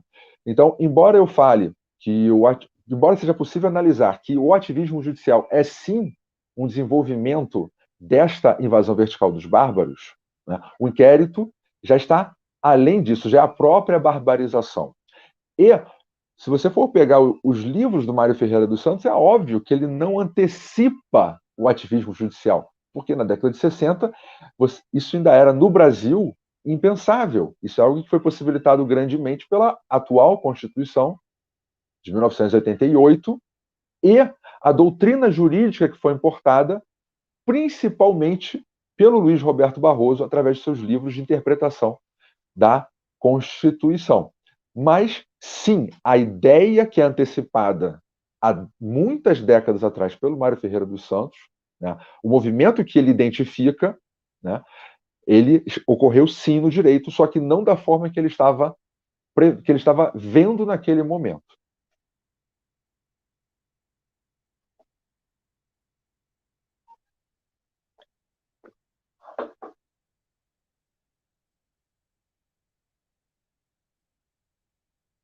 Eu acho que você está com o microfone desligado aí, Braz. Eu não estou ouvindo o Braz. Ei, desculpa. Não, falando, a sua colocação foi perfeita e realmente isso dá para a gente desenvolver até um outro dia e um outro programa, uma live só para a gente comentar sobre isso. Tem uma última pergunta aqui da nossa pauta, né? Antes disso, agradecer aí deixa eu ver agora aqui, mas enfim, agora diminuiu um pouco já para o final, mas estávamos aí com mais de 1.100 pessoas aqui ao vivo nos acompanhando, 1.016 agora, né? Então agradecer aí as mais de 1.000 pessoas que estão conosco aqui já nessa 1h30 de programa. Agradecer a todo mundo que contribuiu com o Superchat, que se tornou membro também do canal. É uma última pergunta que é para vocês dois, para ambos, né? Tem a ver com o subtítulo do livro, que é desolador, né? O apagar das luzes do direito brasileiro, né? Aquela coisa, quem saiu por último apaga a luz. E quando essas luzes do direito se apagam e quem aperta o botão é a Suprema Corte, quer dizer, o que tem além da Suprema Corte, não é? Foi lá e puxou o interruptor, quem cortou a luz foi a Suprema Corte. O que a gente tem? É o quê? Um projeto de ditadura do judiciário? A gente pode usar esses termos mesmo, não obviamente uma ditadura de direito, mas de fato, né? E se a gente se estamos, de fato, numa ditadura do judiciário? E aí vem a pergunta que um monte de gente fez aqui, além dos superchats, muita gente fez isso aqui no comentário, no chat também. Se, de fato, a gente está numa ditadura do judiciário, ou, enfim, a gente está numa situação anômala, atípica do judiciário, esse apagar das luzes, né, pela Suprema Corte, legalmente, o que a gente pode fazer para interpelar o STF? Quer dizer, né, é a Suprema Corte, e fica todo mundo chupando o dedo. Faz o quê? Chama o Papa? O que se pode fazer legalmente numa situação dessa para resolver essa anomalia? Existe previsão? Existe dispositivo legal para isso? Quem começa? Vou eu? Sim, senhor. O senhor Marcelo. Os mais velhos primeiro. Então, tá bom. Eu estava refletindo aqui sobre a barbárie, sobre a invasão vertical dos bárbaros, né? Mas não quero fugir aí da pergunta, depois eu falo um pouquinho sobre isso. Tranquilo. O que é preciso é, primeiro, continuar pressionando, né? É preciso que a população mostre a sua indignação, é preciso que sejam feitas denúncias em cortes internacionais. Tá? Em termos de recursos, né, dentro do nosso sistema processual, é o que vocês já disseram, né? É a corte mais alta, então você não tem a quem recorrer, no sentido processual da palavra recorrer. O que é preciso também é apurar em que medida essas condutas, né, dos ministros não caracterizam crime de responsabilidade, né? Porque algumas delas, a meu ver, caracterizam sim, né? Usurpação de funções de outros poderes, enfim, negação de direitos fundamentais, né? Eles que gostam tanto, né, de inventar direitos para os acusados, né? Nesse caso, os investigados, ainda não há formalmente acusados, mas os investigados estão tendo direitos básicos, né? Que lhes estão sendo negados. Né? Você imagina você negar o acesso aos autos do inquérito ao advogado de um investigado. Né? Quer dizer, o advogado de um dos investigados comenta isso. Né?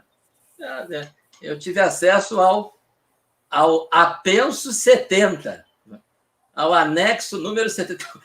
Quando o sujeito diz que teve acesso ao anexo número 70, é porque ele teve o acesso negado, no mínimo, a 69 volumes do inquérito. Né? Se eu não me engano, foi o advogado do Bernardo que comentou isso, do Bernardo Kister.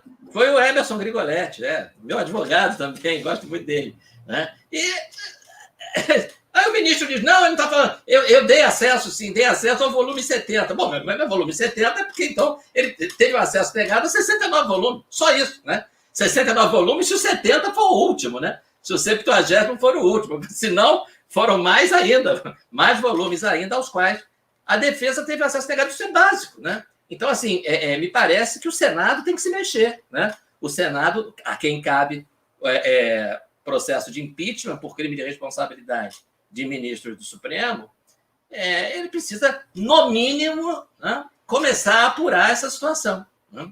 No mínimo, começar a apurar e verificar, esse é o caso. Né?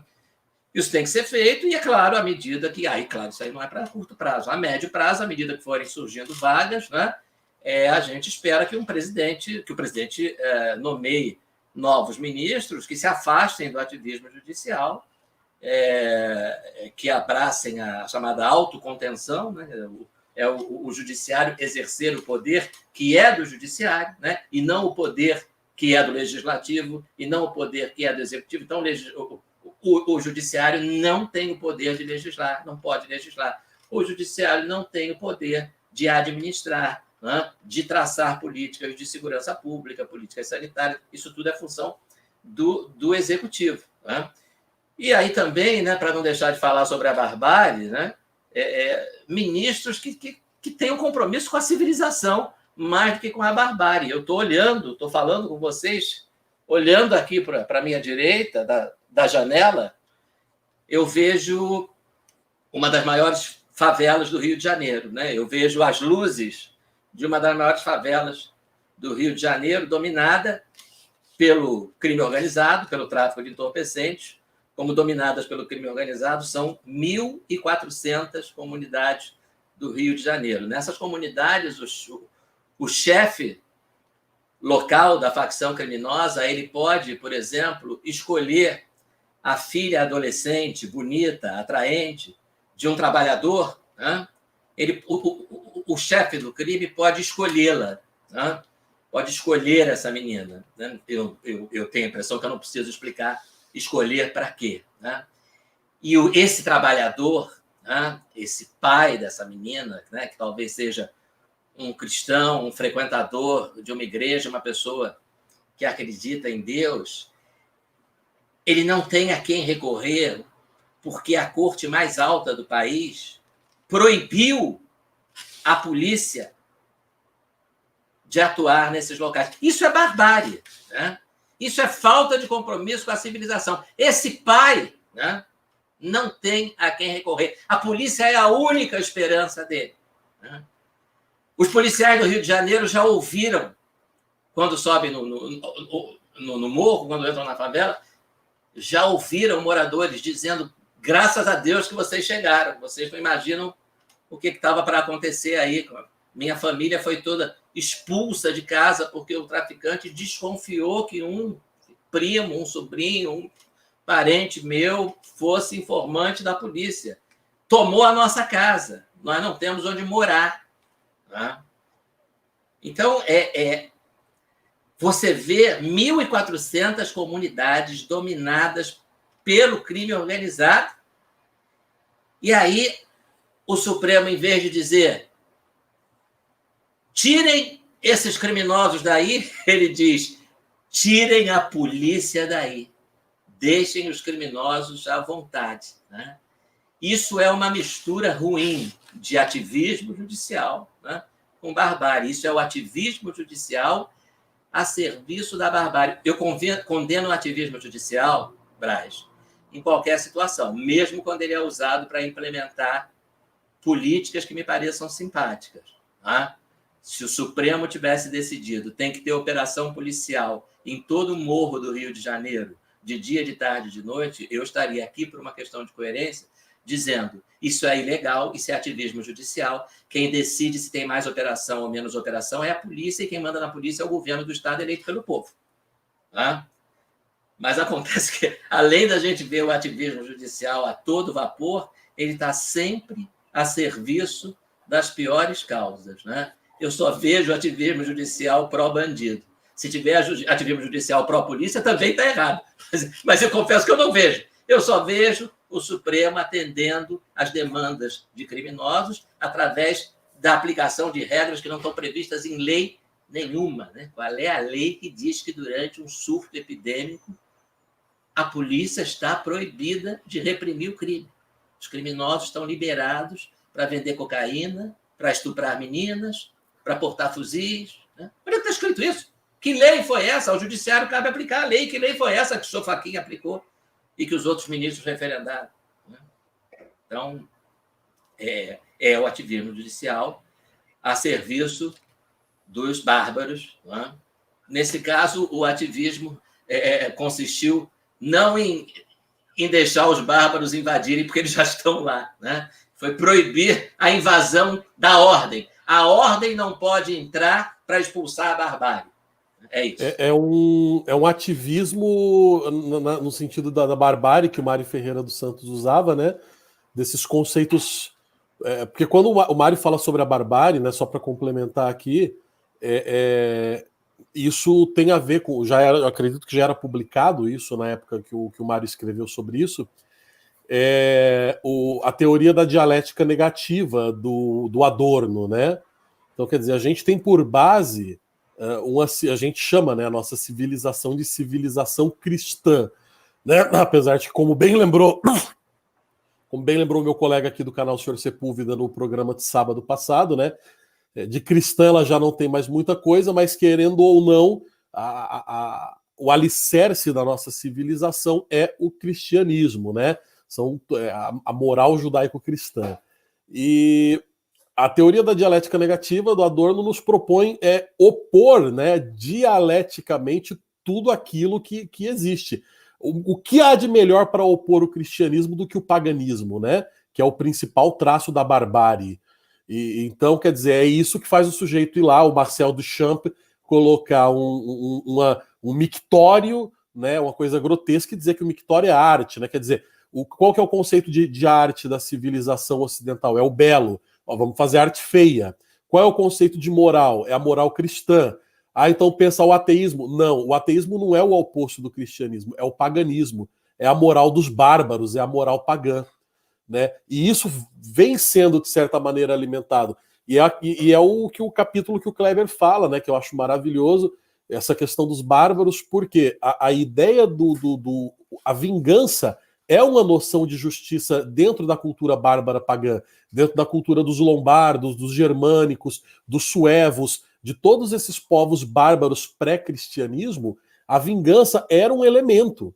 Né? E, aliás, essa própria coisa do sujeito que é réu, vítima, juiz, carrasco, tudo, era um elemento dos tribunais de justiça germânicos pré-cristãos, né? Que são civilizados pelo método processual romano e pela moral cristã, né? Que aboliu completamente, né, o direito bárbaro com a primeira Inquisição lá no século XI.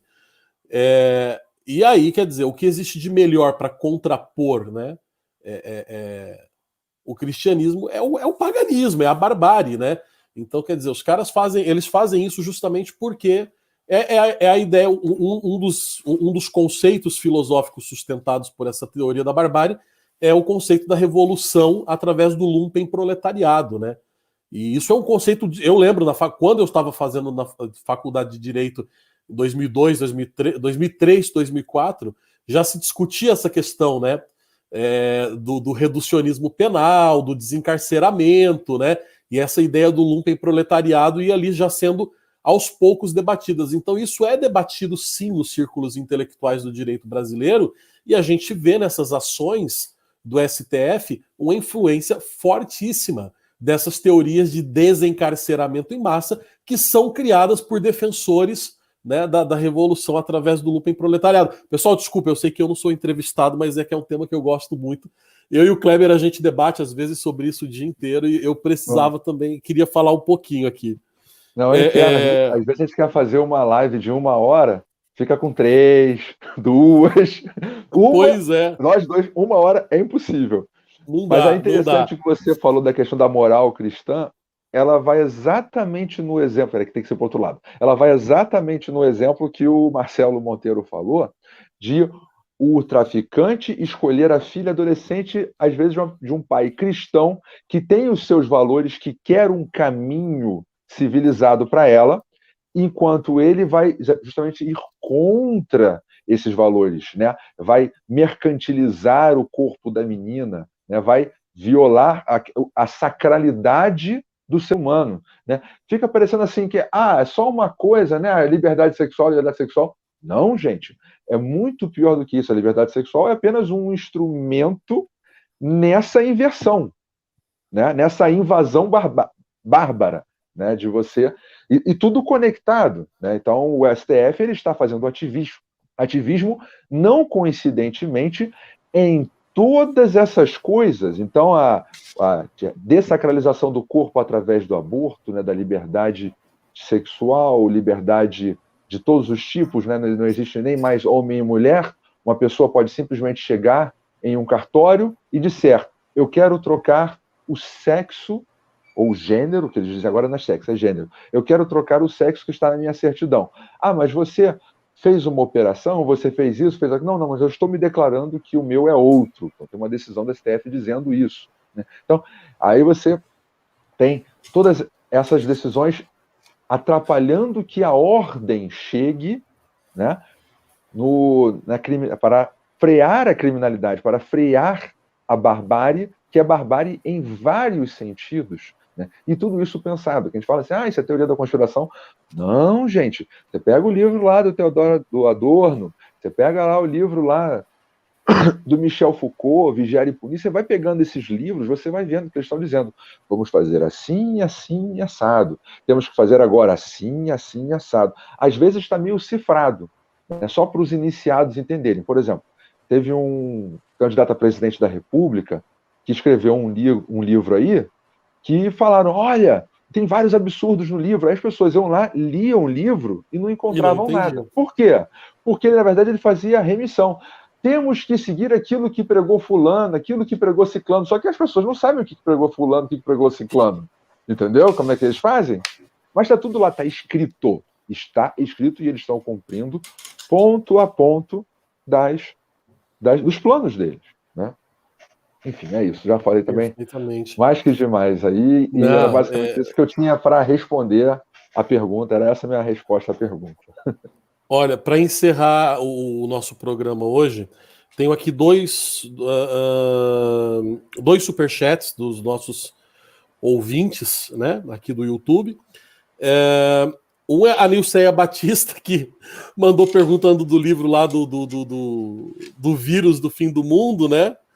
E ela falou, e aí, mas vai sair o livro ou não? E aí? do inquérito do vírus. Olha, do fim do mundo. Eu não vou, se houver esse livro, eu não vou escrever nele, porque eu já escrevi tanto artigo no jornal Brasil Sem Medo, eu já enchi o saco. Não aguento mais. Mas tem que sair livro sim, porque isso tem que ser registrado. Tenho certeza. Eu ouvi dizer aí que tem um pessoal aí, várias pessoal que está escrevendo. Tem gente que está escrevendo, tem coisa já publicada para Kindle, de um procurador do município, acho, de Nova Iguaçu. Ele escreveu, já no meio do negócio, ele já fez um artigo, um livro pequeno, né, sobre o tema, para Kindle. Então tem que sair sim, tem que ser documentado sim. Uma coisa, pessoal, que eu vou revelar aqui para vocês, um segredo de bastidor, né? O pessoal esse dia perguntou para mim assim, né? Quem me perguntou isso? Foi o Dom Lancelotti, lá do movimento Gays com Bolsonaro, né? Ele perguntou assim para mim, ô Braz, como é que esse pessoal de esquerda lança tanto livro, rapaz? Aconteceu um negócio ontem, semana que vem, já tem um livro pronto de 400 páginas sobre o assunto e a gente leva um ano para escrever um livro. Eu falei, a diferença é que quando o pessoal do nosso time escreve, é a gente que escreveu o mesmo livro, entendeu? Agora, tem uma coisa que o pessoal não sabe, os bastidores do mercado editorial, que é uma coisa chamada ghostwriter, meu amigão. Muitos desses livros de celebridades progressistas e lacradoras que vocês veem por aí, contar uma coisa para vocês, não foram eles que escreveram, tá bom? Não só esse, como muitos desses best-sellers de bruxos e vampiros e papapá. Geralmente você tem ali a pessoa que tem uma ideia e uma equipe de 500 redatores trabalhando ali a chibatada, entendeu? Para produzir 30, 40 páginas ali por semana. E aí você, põe ali 10 pessoas ali. E eu vou te falar, tá? Já recebi propostas para trabalhar nesse mercado, pagam por página e pagam mal. Você recebe por produção, tá? E é assim, você tem que entregar 10 páginas por semana, 10 pessoas trabalhando ali, você tem ali 100 páginas, em um mês você tem um livro de 400, 500 páginas tranquilamente, né? E aí pega alguém bem famoso para, enfim, levar o título. A diferença é essa, é que os nossos livros somos nós quem escrevemos, meus caros, por isso que demora um pouco. E a outra pergunta aqui, da Juliana Gama, diz ela que é a última pergunta aqui do dia. Ela perguntou aqui, ó, a academia e os principais doutrinadores da área jurídica ficaram em silêncio diante das arbitrariedades do STF. Vocês receberam apoio dos colegas de vocês ou receberam paulada? A paulada é por minha parte, não é por parte da Juliana, não. No meio de todo esse processo, só para dar uma ideia, né? No meio de todas essas arbitrariedades cometidas pelo Supremo, esse inquérito inconstitucional, o outro inquérito, né, que também daria um livro, o das chamadas manifestações antidemocráticas, né, que já é um absurdo em si mesmo, né? Você pode se manifestar da maneira que você quiser, né? Eu já vi muita manifestação aqui pedindo a ditadura do proletariado no Brasil e nunca vi inquérito ser instaurado contra os manifestantes, né? Então, você quer regime militar, fechamento do Supremo e tal, você tem o direito de se manifestar. Eu posso não concordar com as suas ideias, mas, enfim, se tem o direito de se manifestar. Mas, enfim, no meio de toda essa prisão de jornalista, blogueiro censurado, né? Para vocês terem uma ideia, né? Na faculdade onde eu leciono, cujo corpo docente inclui 2 ministros do Supremo,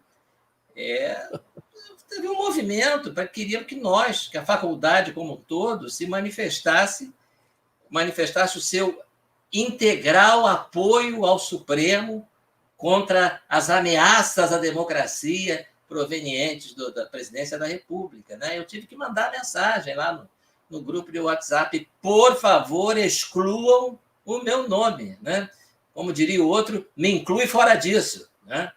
Então, respondendo, teve uma manifestação de apoio ao Supremo, né? Quer dizer, a gente faz uma denúncia, um registro histórico de abusos, né?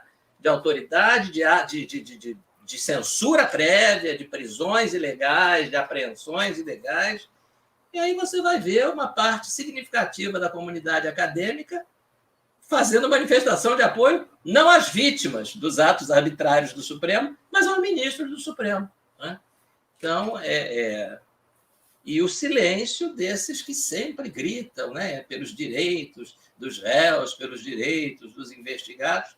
Então, ou estão calados ou estão, pior que isso, apoiando as violações de direitos, né? Você viu assim, manifestação significativa da OAB em defesa da prerrogativa do Dr. Emerson Grigoletti, por exemplo, prerrogativa básica, elementar, né? Se você para defender o teu cliente, você tem que ter acesso ao processo, você tem que ter acesso aos autos, né?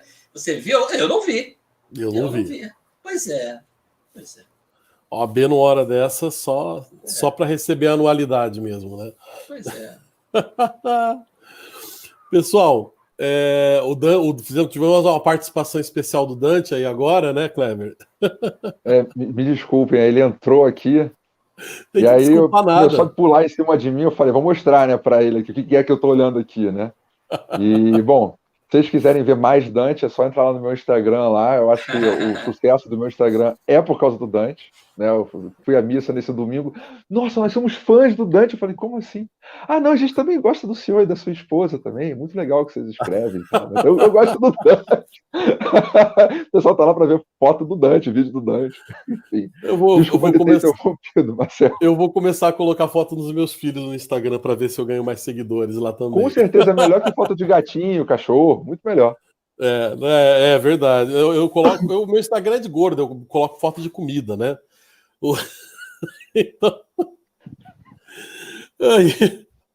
Pessoal, agradecer aí as mais de 1000 pessoas que estiveram aqui conosco hoje.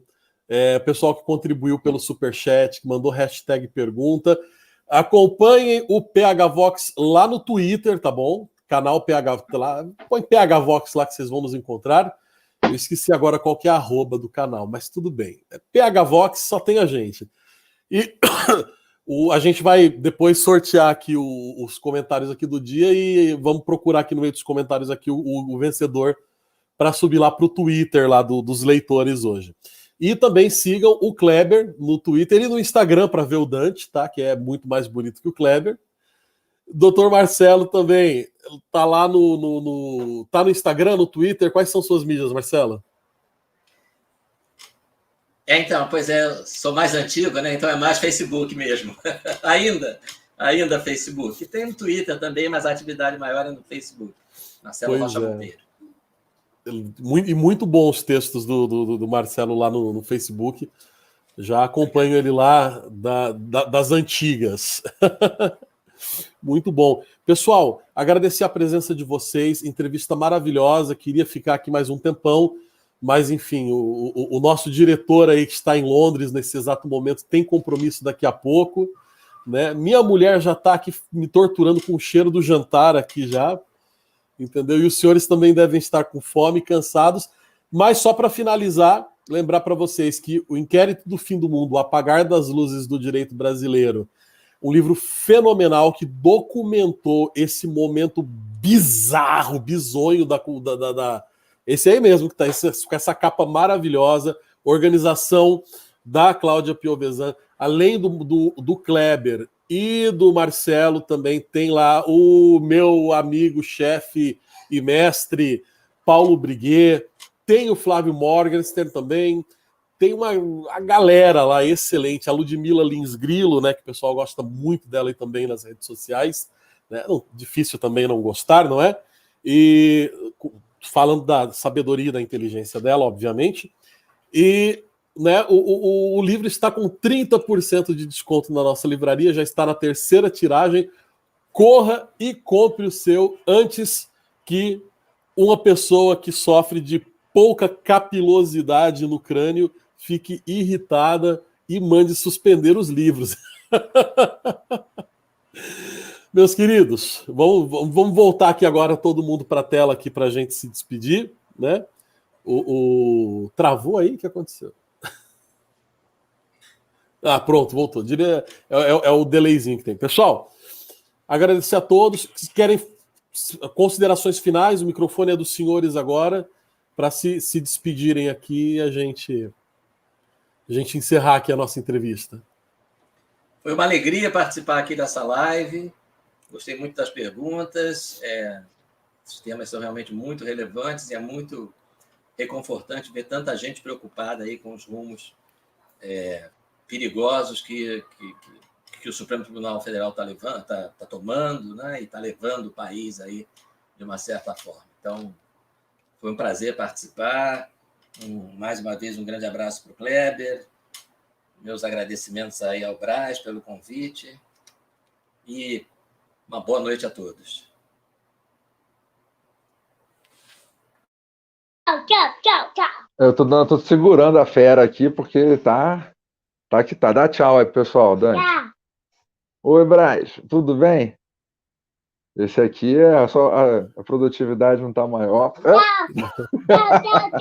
O meu filho tá ouvindo aqui o Dante, ele tá pessoal. perguntando a Cabojá, que ele quer aparecer também. Peraí, Ariel, vem aqui também. Ó, vocês vão conhecer agora. Filho, vem ver o Ariel, vem. Quem é a pessoa que enche essa xícara de café todos os dias. Liga as luzes aqui do estúdio, tá bom? É o estagiário do PH Vox, é esse cara aqui, ó.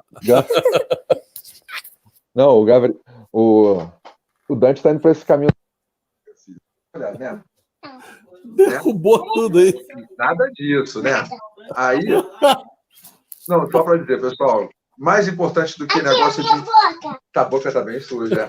Mais importante que esse negócio de inquérito do fim do mundo, de o que vai acontecer com o Brasil, é nós focarmos em nós próprios, nas nossas famílias, no nosso desenvolvimento pessoal, entendeu? Então. O ventilador tá girando. Exatamente, o ventilador está girando. Então é isso, são as pequenas coisas que fazem a vida doce, né? E o desenvolvimento pessoal ajuda bastante, porque não dá para ficar simplesmente esperando acontecer, alguém vir, chegar um ministro melhor e tal. É isso. De novo, Braz, muito obrigado. Desculpe as interrupções todas aí. É porque eu já me sinto de casa, eu conheço vocês há muito tempo. Por isso. Não, mas deu para entender alguma coisa? Eu não estou entendendo nada. Que língua que o Dante está falando, pelo amor de Deus. Ai. Pessoal, olha, no último superchat que entrou aqui, não é pergunta, que é do Antônio Pavese, nosso colega Antônio Pavese do COF, mandou aqui, ó. Só compro se o Braz fizer a dedicatória. Rapaz, vai ficar caro esse frete para vir aqui para Portugal, eu faço a dedicatória, volto para o Brasil, mas pagando, filhão, a gente faz qualquer negócio, tá? Pessoal, é isso. Olha, se ficou alguma mensagem sem ler, eu peço desculpas, tá? Mas, enfim, tentamos aqui fazer o melhor possível hoje. Um beijo para todos vocês, tá bem? Muitíssimo obrigado. Fiquem todos com Deus, tá bom? E o mundo não vai acabar por conta do STF, tá bem? Sigamos as nossas vidas e com a arma na mão, né? A arma do cristão, que é o terço na mão e o joelho no chão, e foco naquilo que interessa, que a gente vai superar tudo isso com a graça de nosso Senhor Jesus Cristo. Fiquem todos com Deus. Beijo para vocês. Tchau, tchau e até a próxima.